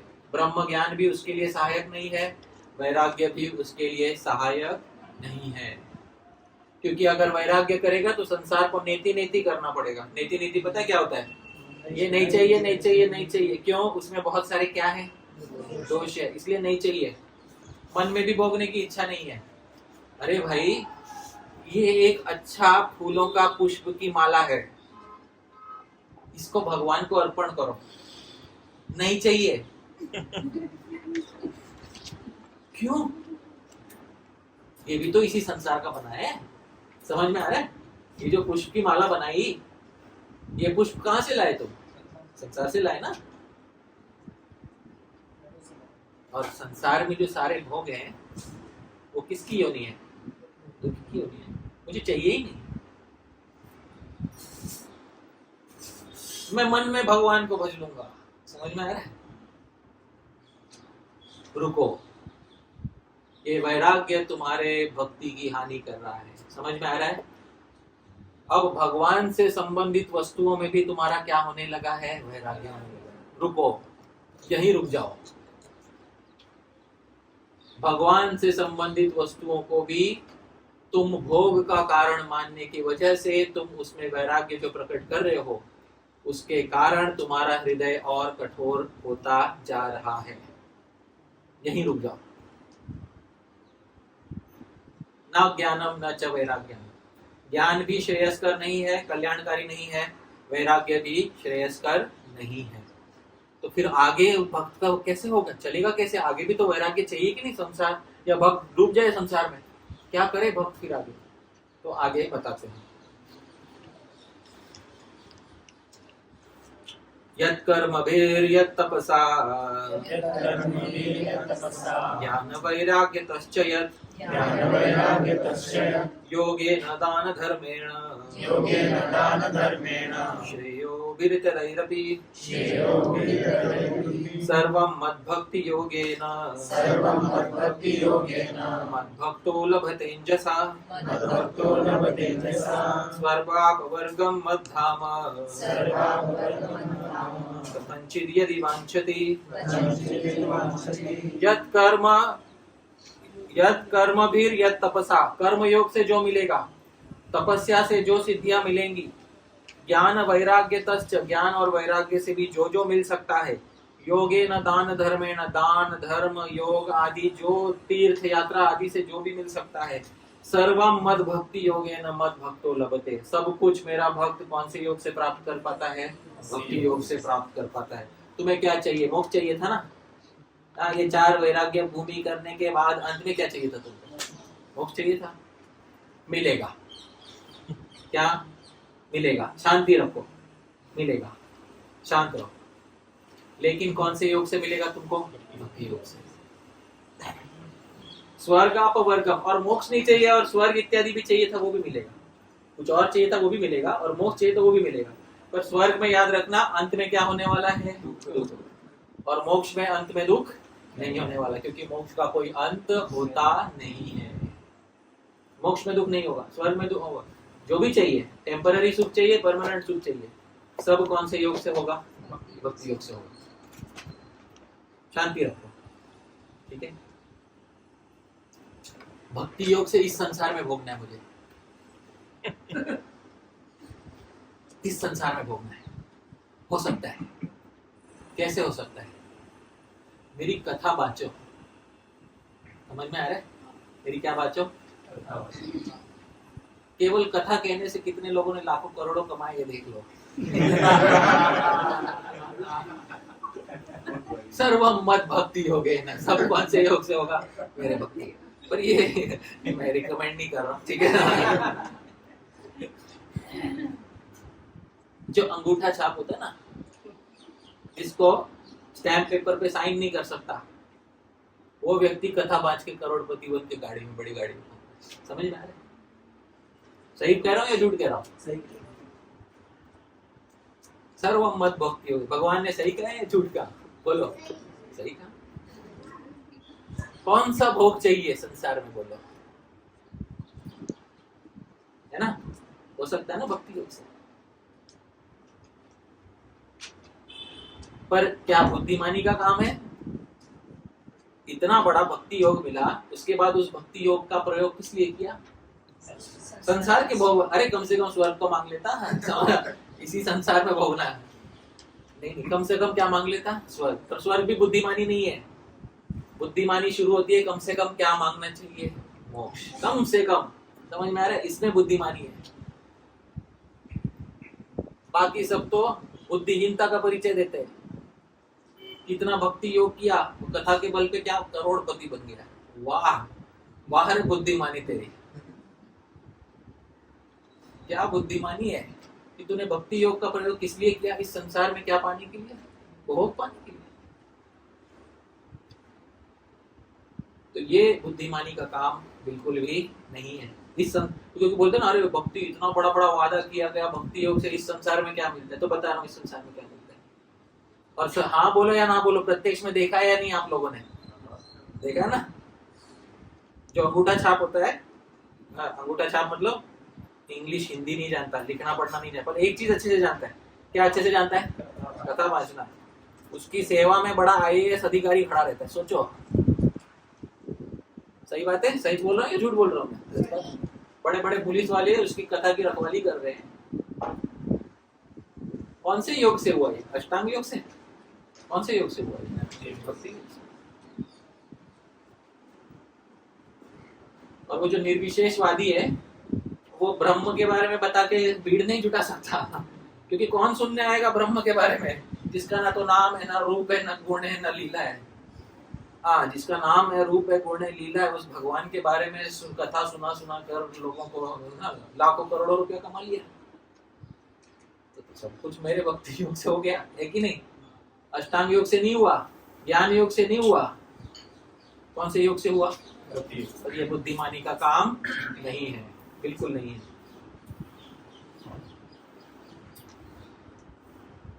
बुद्धिमानी का काम यह है कि भक्ति योग के द्वारा भगवान का प्रेम प्राप्त किया जाए।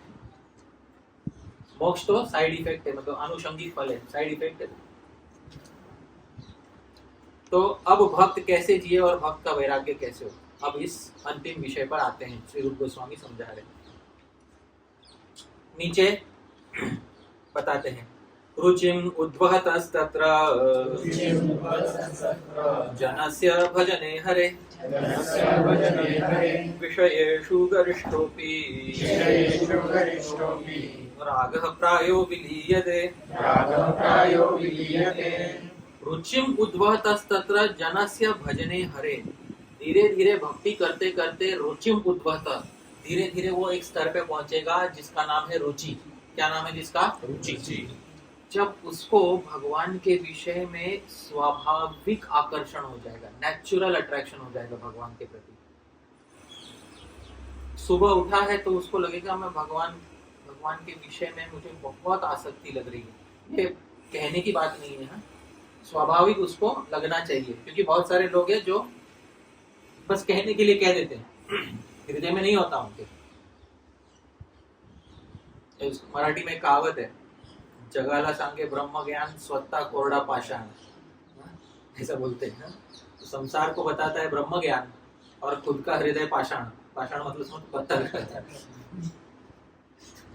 तो जगाला सांगे ब्रह्म ज्ञान स्वतः कोरडा पाषाण, खुद सूखा पत्थर है। वैसा नहीं, जब नैसर्गिक रति होती है भगवान में, नैसर्गिक को इंग्लिश में क्या कहते हैं? Natural, organic, non artificial. नैसर्गिक रति, नैसर्गिक आकर्षण हो जाता है भगवान में, और ऐसा मन लगता है भगवान में कि अब कुछ और सोचने की इच्छा नहीं है। समझ में आ रहा है? ये भावात्मक वैराग्य है या अभावात्मक वैराग्य है? नेगेटिव वैराग्य है या पॉजिटिव वैराग्य है? अब समझ में आया, अब आया ऊंट पहाड़ के नीचे, समझ में आ रहा है अब। अच्छा, भगवान के बारे में क्या क्या सोच सकते हो? जरा कुछ कुछ चीजें बताओ जो भगवान के बारे में सोच सकते हो, बोलो। रूप, रूप तो सुंदरता हो गई, ये तो आंखों का विषय है, समझ में आ रहा है? कथा, ये तो किसका विषय है? कान का विषय है। प्रसाद, ये तो जीवा का विषय है। ये तो भक्तियों की विशेषता है, ये तो जीवा का विषय है। सेवा, सेवा इंद्रियों का विषय है। मन, स्मरण मन का विषय है। तो जो सामग्रियां, जो विषय, जो इंद्रियां आपको दी हुई है, उन्हीं इंद्रियों से तो करना है। समझ में आ रहा है? उन्हीं इंद्रियों से करना है। क्या करना है? अभाव करना है या भाव करना है? अभाव किसको कहते हैं? रिमूवल, नेगेटिविटी हटाना, इसको अभाव कहते हैं। और भक्ति योग में अभाव होता है या भाव होता है? तो भाव पहले आ गया। तो रुचिम उद्वहत, जैसे जैसे रुचि बढ़ेगी, रुचि बढ़ते बढ़ते किसमें? जनस्य भजने हरे, हरि के भजन में। विषयेषु गरिष्ठोपि राग प्रायो विलीयते, सबसे प्रगाढ़ विषय की आसक्ति, राग भी विलीन हो जाता है, खत्म हो जाता है उसका, खत्म हो जाता है उसको। जैसे श्री कृष्ण के प्रेम प्रसंगों के बारे में सोचने लगा। श्री कृष्ण के प्रेम प्रसंग के बारे में सुना है कभी? हाँ, श्री कृष्ण के प्रेम के विषय में सुना है? ऐसा प्रेम आपको संसार में कहीं ढूंढने से नहीं मिलेगा। आपके जीवन में तो भूल जाओ, आपका ऐसा प्रेम नहीं मिलेगा। उसमें सबसे पहली सीढ़ी होती है पूर्व राग। किस किस ने पूर्व राग देखा है जीवन में? पूर्व राग जानते ही नहीं है, देखेंगे कहां से? समझ में? पूर्व राग उसे कहते हैं प्रेमी प्रेमिका एक दूसरे से मिलने से पहले जब एक दूसरे के विषय में जानने की उत्कंठा होती है कि ये व्यक्ति मुझे सुंदर लगता है, ये मुझे सुंदर लगती है, पर मैं इसके बारे में जानता नहीं, क्यूरियोसिटी होती है कौन है ये व्यक्ति, और उससे मिलने का मन करता है। उस अवस्था को शास्त्र में क्या कहते हैं? पूर्व राग। आप में से कौन कौन है जो पूर्व राग के धनी है जीवन में, जिसको पूर्व राग अनुभव हो एक बार भी? देखो, शर्म के मारे कुछ लोग हाथ नहीं उठा रहे हैं कि नहीं? मन में ही हाथ उठा लीजिए, लेकिन नहीं।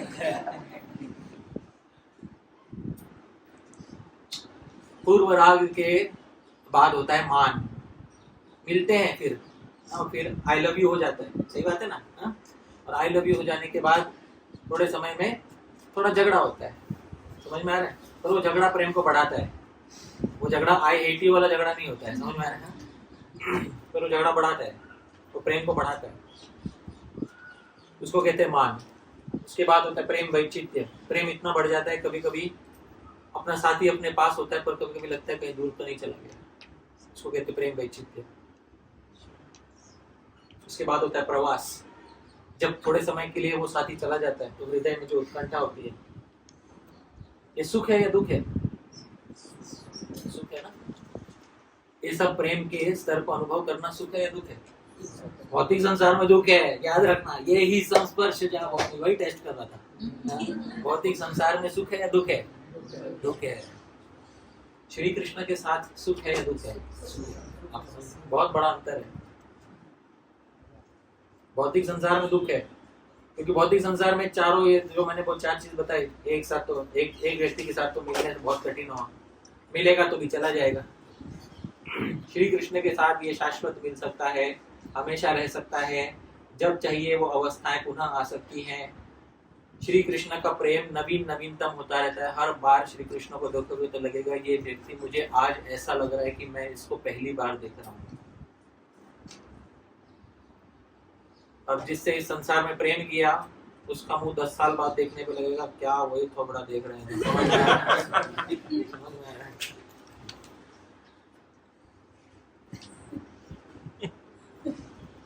बिना प्रमाण के नहीं कहूंगा। आद्यम पुराण पुरुषम नवयौवनम च। भगवान का यौवन कैसा है? नव यौवन है। हर समय ऐसा लगता है अरे इसको आगे ऐसा लग रहा है पहली बार देख रहे हैं, ठीक है? कौन ऐसे व्यक्ति के प्रेम में नहीं पड़ना चाहेगा जो अत्यधिक सुंदर है, अत्यधिक जवान है, युवा है, और जिसकी युवावस्था प्रतिक्षण नवनवीन होती रहती है। जब ऐसा मिल जाए कोई, तब आप इस संसार की ओर देखोगे, वो वैराग्य होता है। भक्ति से अपने आप क्या उत्पन्न होता है? साइड इफेक्ट होना चाहिए उसका। भक्ति से छोड़ दो। इस संसार में जब व्यक्ति प्रेम में पड़ता है ना, कुछ को देखा हो खाना पीना भूल जाते लोग, सही बात है कि नहीं? मैंने एक बच्चे को देखा था, मैं कॉलेज में पढ़ाता था ना, एक पिताजी आए थे, बहुत परेशान हो गए थे, व्यतीत हो गए थे। मेरे बच्चे को बोलो इतना पागल हो गया वीडियो गेम खेलने के पीछे, ऐसा बोला था, इतना पागल हो गया। तो वीडियो गेम तो जीवित वस्तु भी नहीं है। जीवित है कि मृत वस्तु है? मृत वस्तु में राग हो गया उसको। आप सोच रहे हो, जीवित में नहीं राग हुआ, किसमें राग हो गया उसको? मृत वस्तु में। राग मृत वस्तु में भी हो सकता है, मृत वस्तु में राग हो गया तो इतना है, ये खाता पीता टाइम पर नहीं है। सोचो, संसार के राग से उसको बाकी विषयों में क्या हो गया? वैराग्य। मोबाइल भी वैसे ही तो है। पर सच्चा वैराग्य उसको नहीं कहते। सच्चा वैराग्य वो होता है जब अपने देह से लेके ब्रह्मादि के शरीर तक सारे विषयों में क्या हो जाए? वैराग्य। उसको पक्का वैराग्य कहते हैं। और वो एक योग से हो सकता है। कौन से योग से हो सकता है? भक्ति योग से। ज्ञान योग से भी हो सकता है, पर वो बहुत कठिनाई से निकलता है, वो बहुत दुख से निकलता है। वो इसलिए गीता में 12वें अध्याय में भगवान बोलते हैं जो ज्ञान योगी होता है उसके लिए बोलते हैं दुःखाधिकतरस्तेषाम् अव्यक्तासक्त चेतसाम्। उसको दुख बहुत अधिक होता है। क्यों अधिक होता है? कि उसको 4 वैराग्य से गुजरना पड़ता है, उसमें घोर क्लेश होता है उसको। और कहीं तो बीच में ही ड्रॉप आउट कर जाते हैं, बस हो गया, सुख से अच्छा इंसान बन के जियो, ज्यादा हाइपर स्पिरिचुअलिटी मत करो। समझ में आ रहा है? होते हैं ना कुछ लोग बीच में ड्रॉप आउट कर जाते हैं, अरे ज्यादा मत हाइपर स्पिरिचुअल बनो, अच्छा इंसान बनो। भी प्रैक्टिकल, हाँ, अच्छा इंसान बनो। क्यों? क्योंकि बीच में ही लुढ़क गया, नहीं आगे बढ़ पाया। अब युक्त वैराग्य की परिभाषा समझाते हैं, मेरे पीछे पीछे बोलिए। अनासक्तस्य विषया यथार्हम् उपयुञ्जतः निर्बन्धः कृष्ण संबंधे युक्तं वैराग्यमुच्यते। अच्छा, अब ध्यान से सुनिए, युक्त वैराग्य यानी भक्तों का वैराग्य क्या होता है। अनासक्तस्य विषयान्, पहला कंडीशन, विषयों में, सेंस ऑब्जेक्ट्स में भक्त क्या होना चाहिए? अनासक्त, मतलब मुझे व्यक्तिगत रूप से इसको भोगना नहीं है। संसार का कोई भी विषय ले लो, कोई भी विषय ले लो। मान लो कि कोई अच्छी गाड़ी है, सड़क पे जा रही है, विषय वस्तु है या नहीं है? उसमें आसक्त रहना है या अनासक्त रहना है? अनासक्त कैसे रहेंगे? उसमें भक्त को भी दोष दर्शन करते रहना चाहिए। समझ में आ रहा है? क्योंकि गाड़ी है, अभी तो अच्छी दिख रही है, जब इसको घर पे ले आऊंगा तब महीने का 10,000 रुपया खर्च करना पड़ेगा। समझ में आ रहा है? अभी तो 1 रुपया भी खर्च करना नहीं पड़ रहा, क्योंकि आंखों से दिख रही है तब तक तो अच्छी है।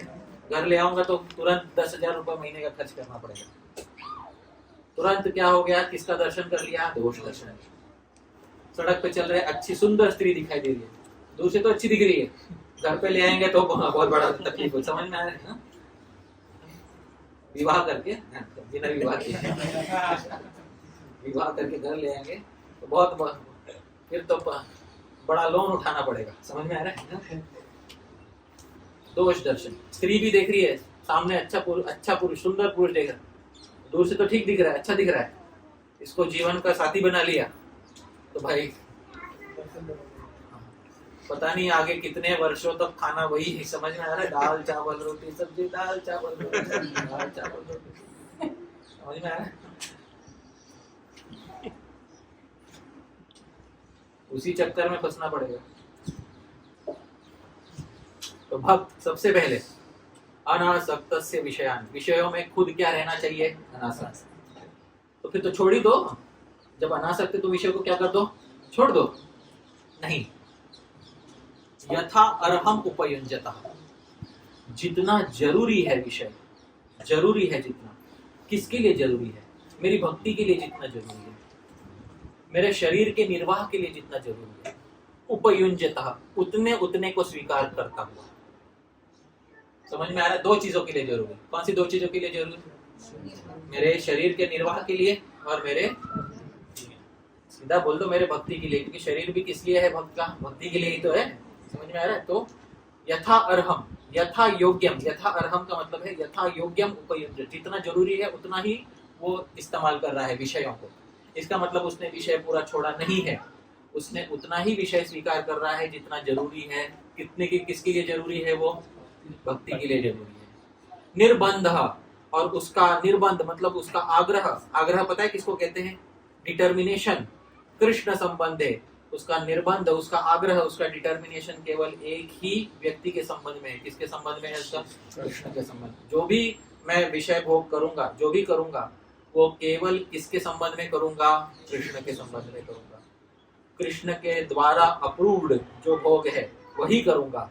ऐसे भक्त का वैराग्य कौन सा वैराग्य कहलाता है? युक्त वैराग्य कहलाता है। अब सामने यदि भगवान की भोगी हुई माला है, माला सुगंधित है, उस माला को मैं स्वीकार करूंगा, पर ये माला किससे के संबंध में स्वीकार कर रहा हूं मैं? मेरे लिए योग्य है या नहीं है? है। अगर ये कृष्ण की नहीं होती माला, साधारण माला होती, तो क्या मैं इसमें आसक्त होता? नहीं।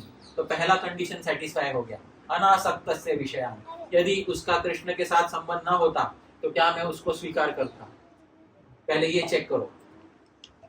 अगर उसका उत्तर है नहीं स्वीकार करता तो पहली कंडीशन सेटिस्फाई हो गई, पहली कंडीशन ठीक है। यथा अर्हम, जितना जरूरी है उतना ही ले रहा हूं ना, उससे अधिक तो नहीं ले रहा हूं या उससे कम तो नहीं ले रहा हूं, ये चेक करो। अगर ये कंडीशन सेटिस्फाई हो गई तो दूसरा कंडीशन सेटिस्फाई।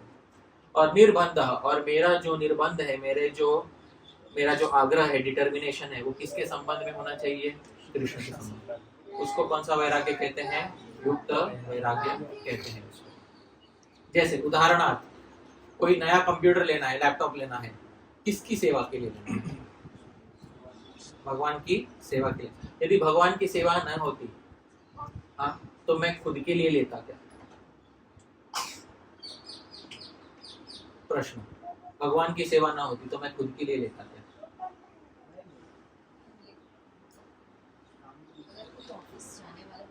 वो तो ऑफिस जाएंगे क्योंकि धन कमाना है, शरीर चलाने के लिए।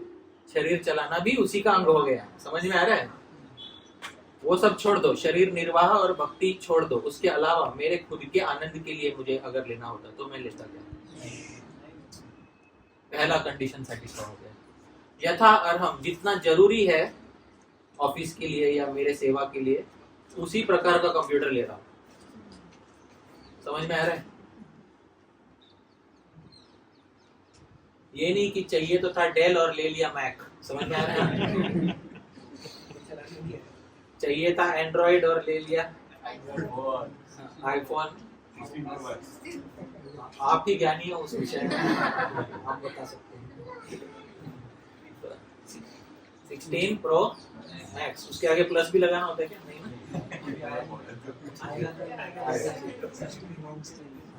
तो यथा अर्हम, जितना चाहिए उतना ही, उपयुज्यतः, दूसरा कंडीशन वो है।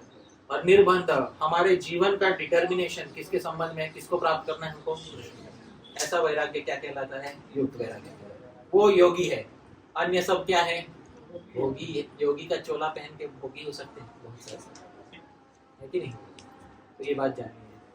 और अंतिम श्लोक बताता हूँ, फल्गु वैराग्य। फल्गु एक नदी का नाम है बिहार में, इसको सबटरेनियन रिवर कहते हैं इंग्लिश में।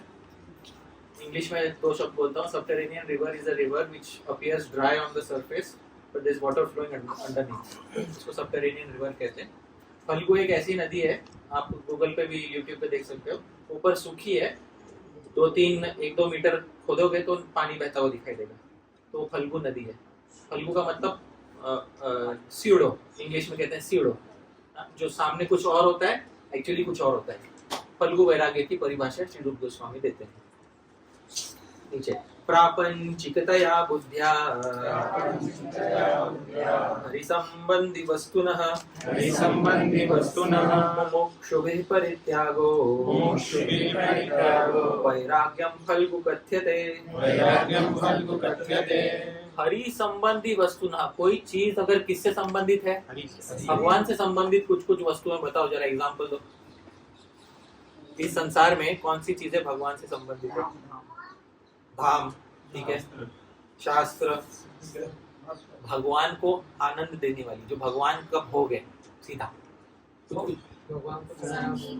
फूल, प्रसाद, समझ में आ रहा है? ये है सीधा, अभी सीधा संगीत, ठीक है, ये सब हरि संबंधी वस्तु है। भगवान को कुछ चीजें पसंद है। प्रापंचिकतया बुद्धि, ये तो प्रापंचिक चीज है, ये भी तो मटेरियल चीज है। समझ में आ रहा है? ये सब भी कौन सी चीज है? मटेरियल चीज, हरि संबंधी वस्तु। मुझे ये सब नहीं, मुझे मुमुक्षु भी, मुझे मोक्ष चाहिए, परित्यागो, इसलिए ये सब भी मैं छोड़ दूंगा।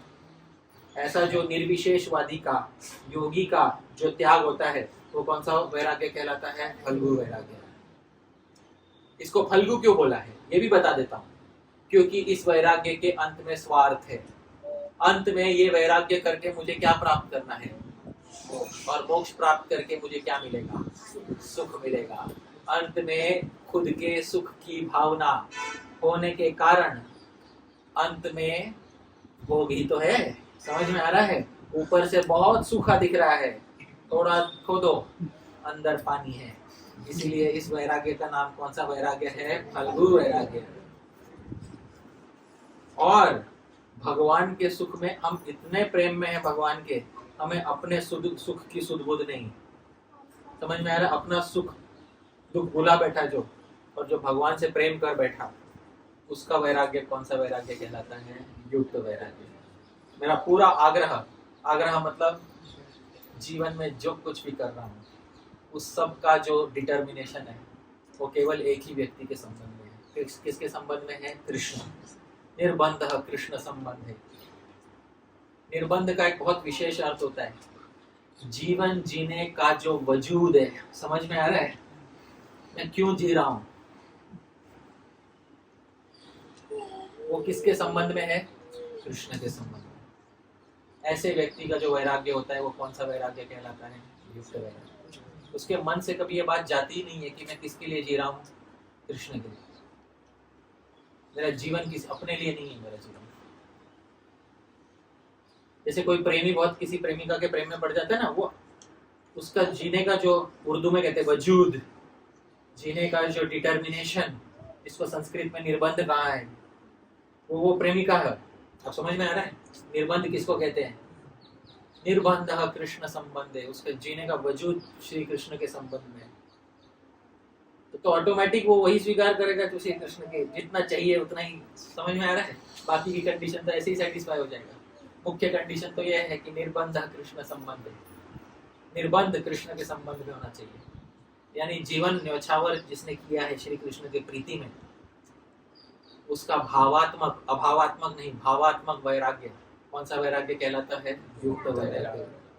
और जो संसार को दोष मानकर छोड़कर भागकर मोक्ष प्राप्त करना चाहता है, क्योंकि यहाँ कोई सुख नहीं है, सुख केवल किसमें है? मोक्ष में है। जिसको स्व सुख की लालसा बहुत भारी है जिसकी, उसका वैराग्य कौन सा वैराग्य कहता है? फल्गु। क्योंकि जो संसार में बहुत सी वस्तुएं श्री कृष्ण के सुख के लिए हो सकती थी, उन वस्तुओं को भी त्याग बैठेगा, हृदय कठोर कर बैठेगा। फल स्वरूप उसको भक्ति के रस का आस्वादन नहीं होगा। ऐसे व्यक्ति का वैराग्य फल्गु वैराग्य कहलाता। ये अंतर है, कुछ लोग में नहीं कर पाया, समय कम है इसलिए, पर ये युक्त वैराग्य और फल्गु वैराग्य के विषय में आज हमारी चर्चा हुई। मोटी मोटी बात फिर बता देता हूँ कुछ शब्दों में। संसार दुखमय है, सही कि गलत है? इसका ज्ञान निर्विशेषवादी को भी होता है और भक्त को भी होता है। संसार गलत है, इसलिए संसार छोड़ दो और निर्विशेष ब्रह्म में लीन हो जाओ, मोक्ष प्राप्त कर लो, वहां सुख है। ये जो संसार को छोड़ना है, ये कौन सा वैराग्य हो गया? फल्गु वैराग्य। फ नहीं होता है संस्कृत में, फ होता है। समझ में? फ फारसी से आया है। कहाँ से आया है? फारसी। कौन सा वैराग्य होता है? फल्गु वैराग्य होता है। अच्छा, संसार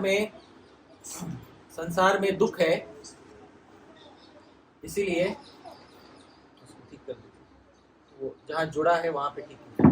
हाँ, संसार में दुख है,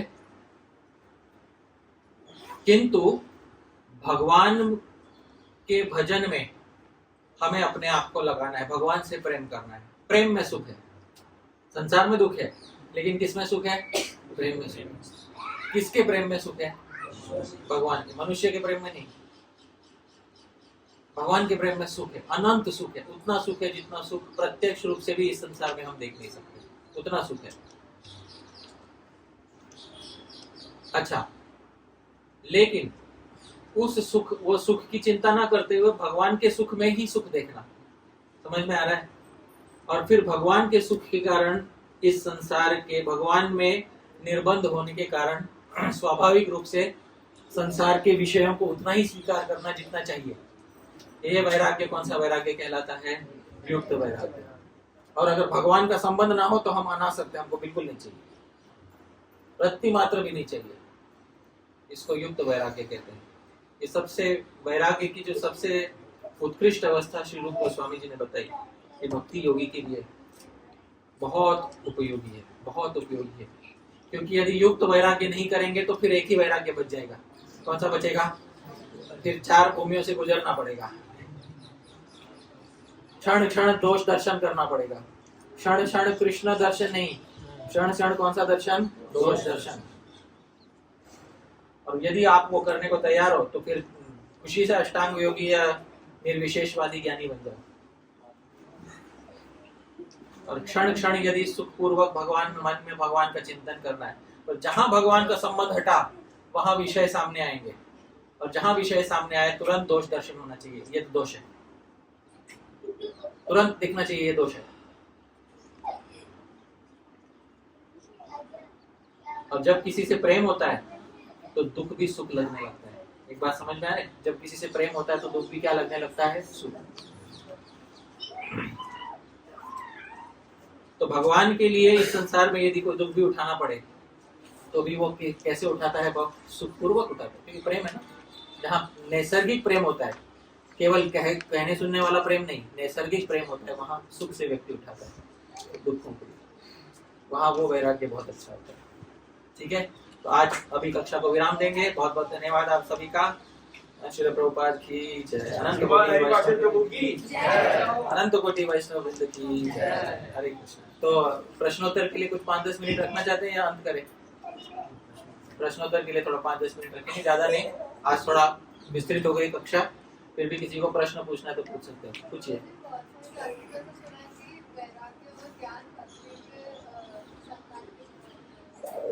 वैराग आपने बहुत सारी कक्षाओं में सुना है कि वैराग्य और ज्ञान भक्ति की संतान की तरह है, तो मतलब भक्ति से उत्पन्न होते हैं ना।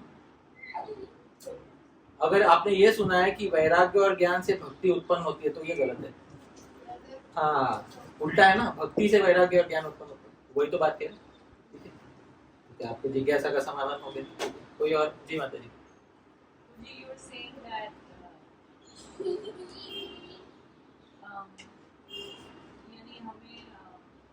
ही लेना है जितना हमारी जरूरत है, जी। in order to be a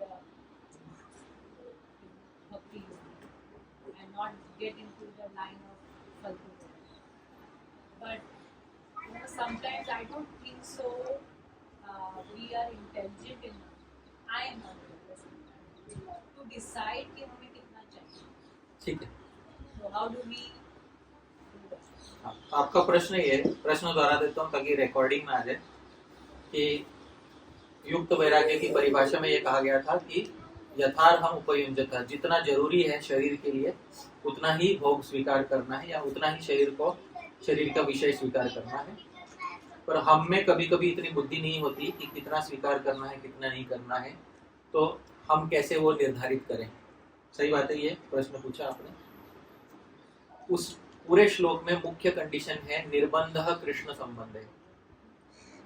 पहले कृष्ण के संबंध में निर्बंध रखना आवश्यक है। आप पहले क्या कर रहे हैं? पहले मैं कितना स्वीकार करूं कितना नहीं करूं जिससे मैं कृष्ण से आसक्त हो जाऊं।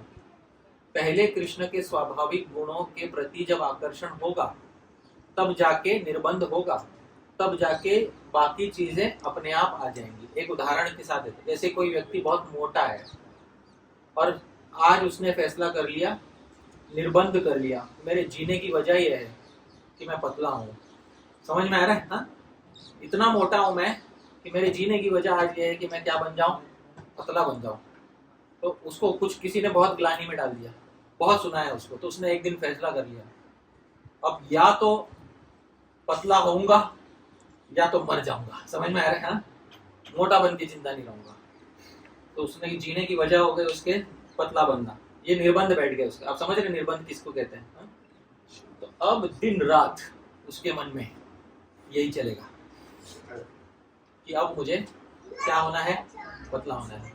तो जब मुझे पतला होना है, तो जब वो कोई भी चीज उठाएगा, कोई भी विषय को उठाएगा, तो उसके मन में उसको कितना उठाएगा?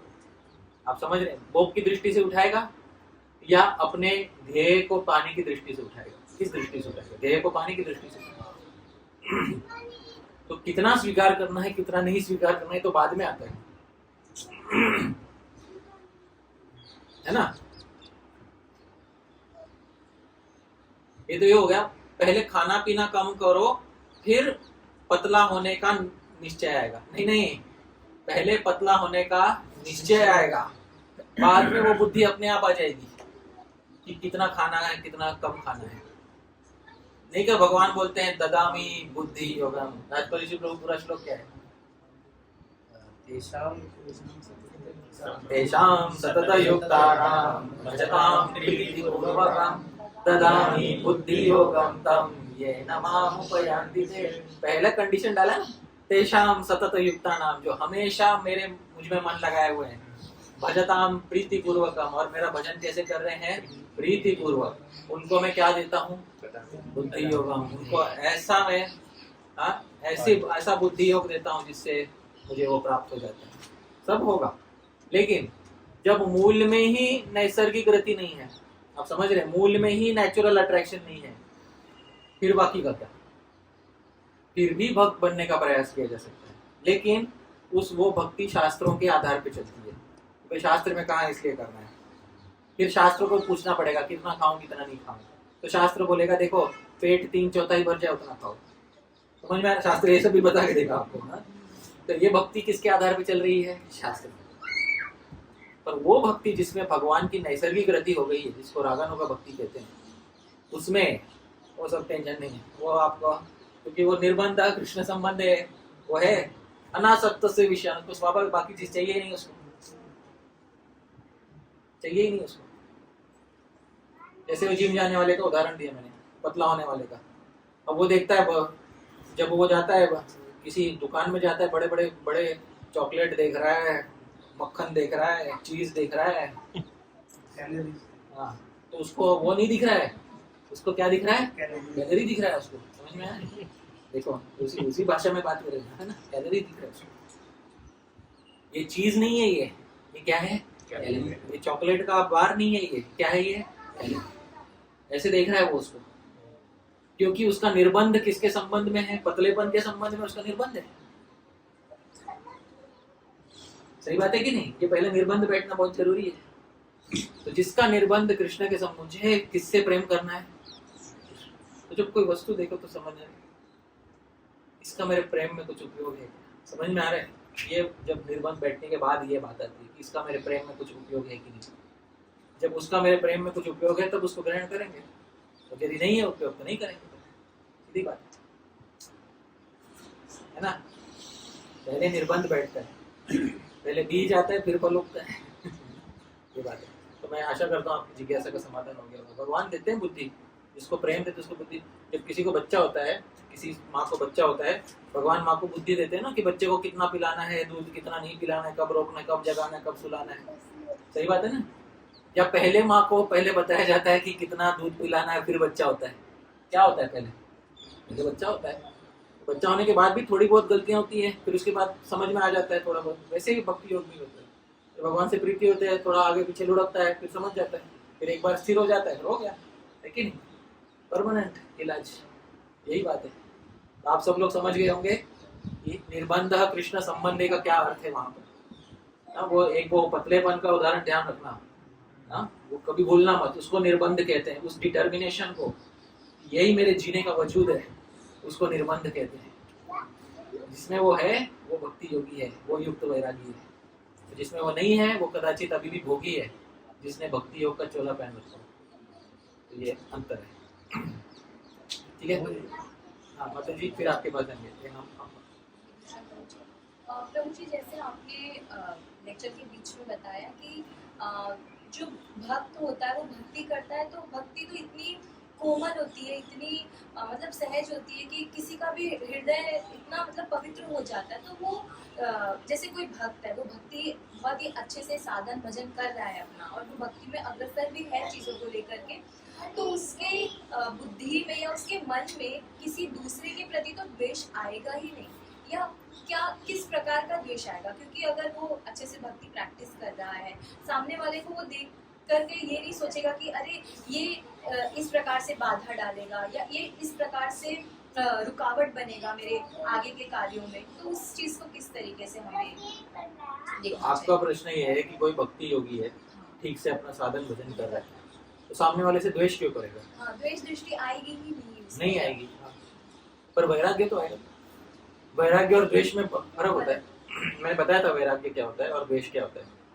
द्वेष मतलब मैं नफरत करता हूँ। हाँ, जैसे आपने पहले निर्विशेषवादियों का और आश्रम योगों के, नहीं, वो तो वैराग्य, वो भी वैराग्य चाहते हैं। द्वेष का उदाहरण मैंने बताया था। जैसे द्वेष वो होता है कि वस्तु सामने हो तो हटा दो उसको दूर, नहीं चाहिए। क्योंकि क्यों नहीं चाहिए? क्योंकि मैं नफरत करता हूँ। जैसे छोटे बच्चे के सामने करेला रख दो, हाँ, तो वो बच्चा उससे वैरागी होगा या द्वेष करेगा उससे? अच्छा, वैराग्य क्या होता है?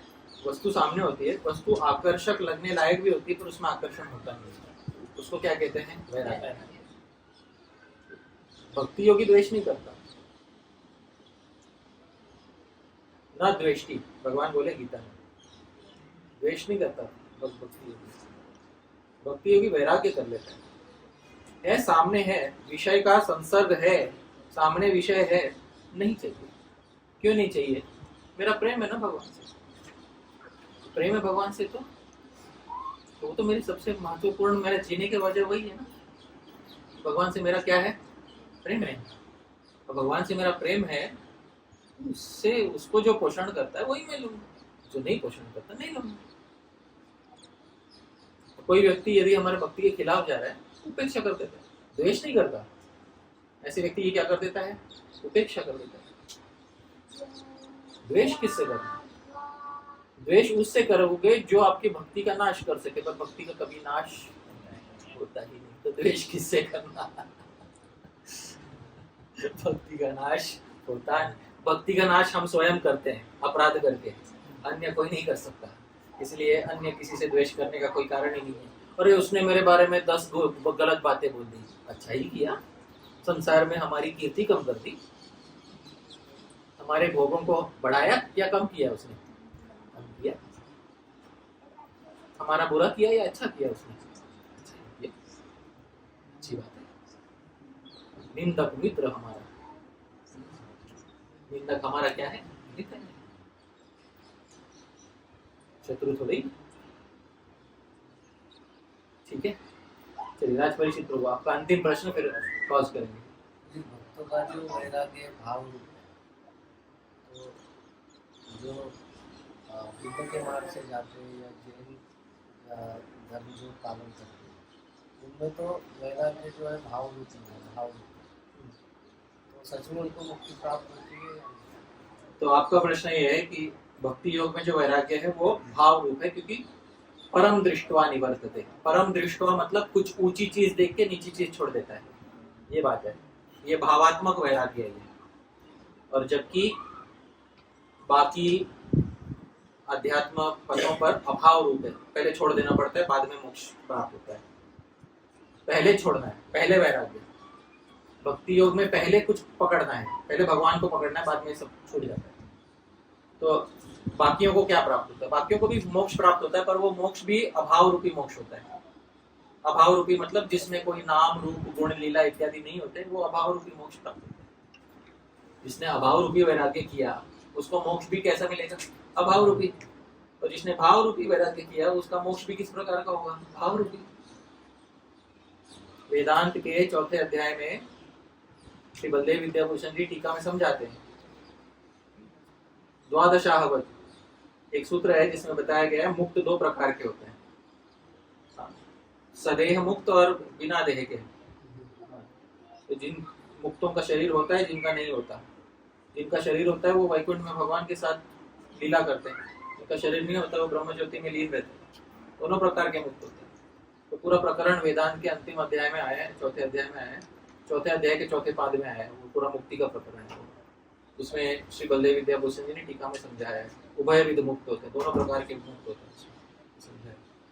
ठीक है, ठीक है, धन्यवाद, बहुत बहुत धन्यवाद आप सभी का। और पूरा कक्षा हो गई। घर पे जाने के बाद एक मुख्य बात, हमें कौन से प्रकार का वैराग्य चाहिए भक्ति योग में?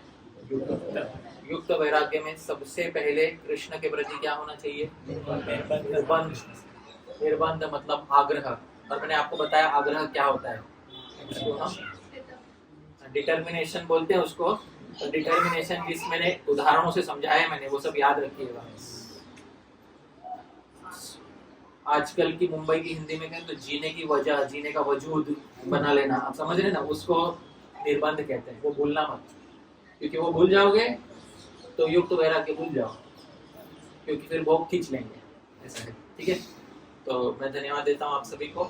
आप यहाँ पे आज सभा में उपस्थित हो। पुनश्च राज परीक्षित प्रभु, अनुराधा प्रेम माता जी, भगवान कृष्ण प्रभु, किशोर किशोरी माता जी, जयराम मंजरी, सबको धन्यवाद जिन्होंने आज अपने घर पे कथा का आयोजन किया। बहुत बहुत धन्यवाद आप सभी का।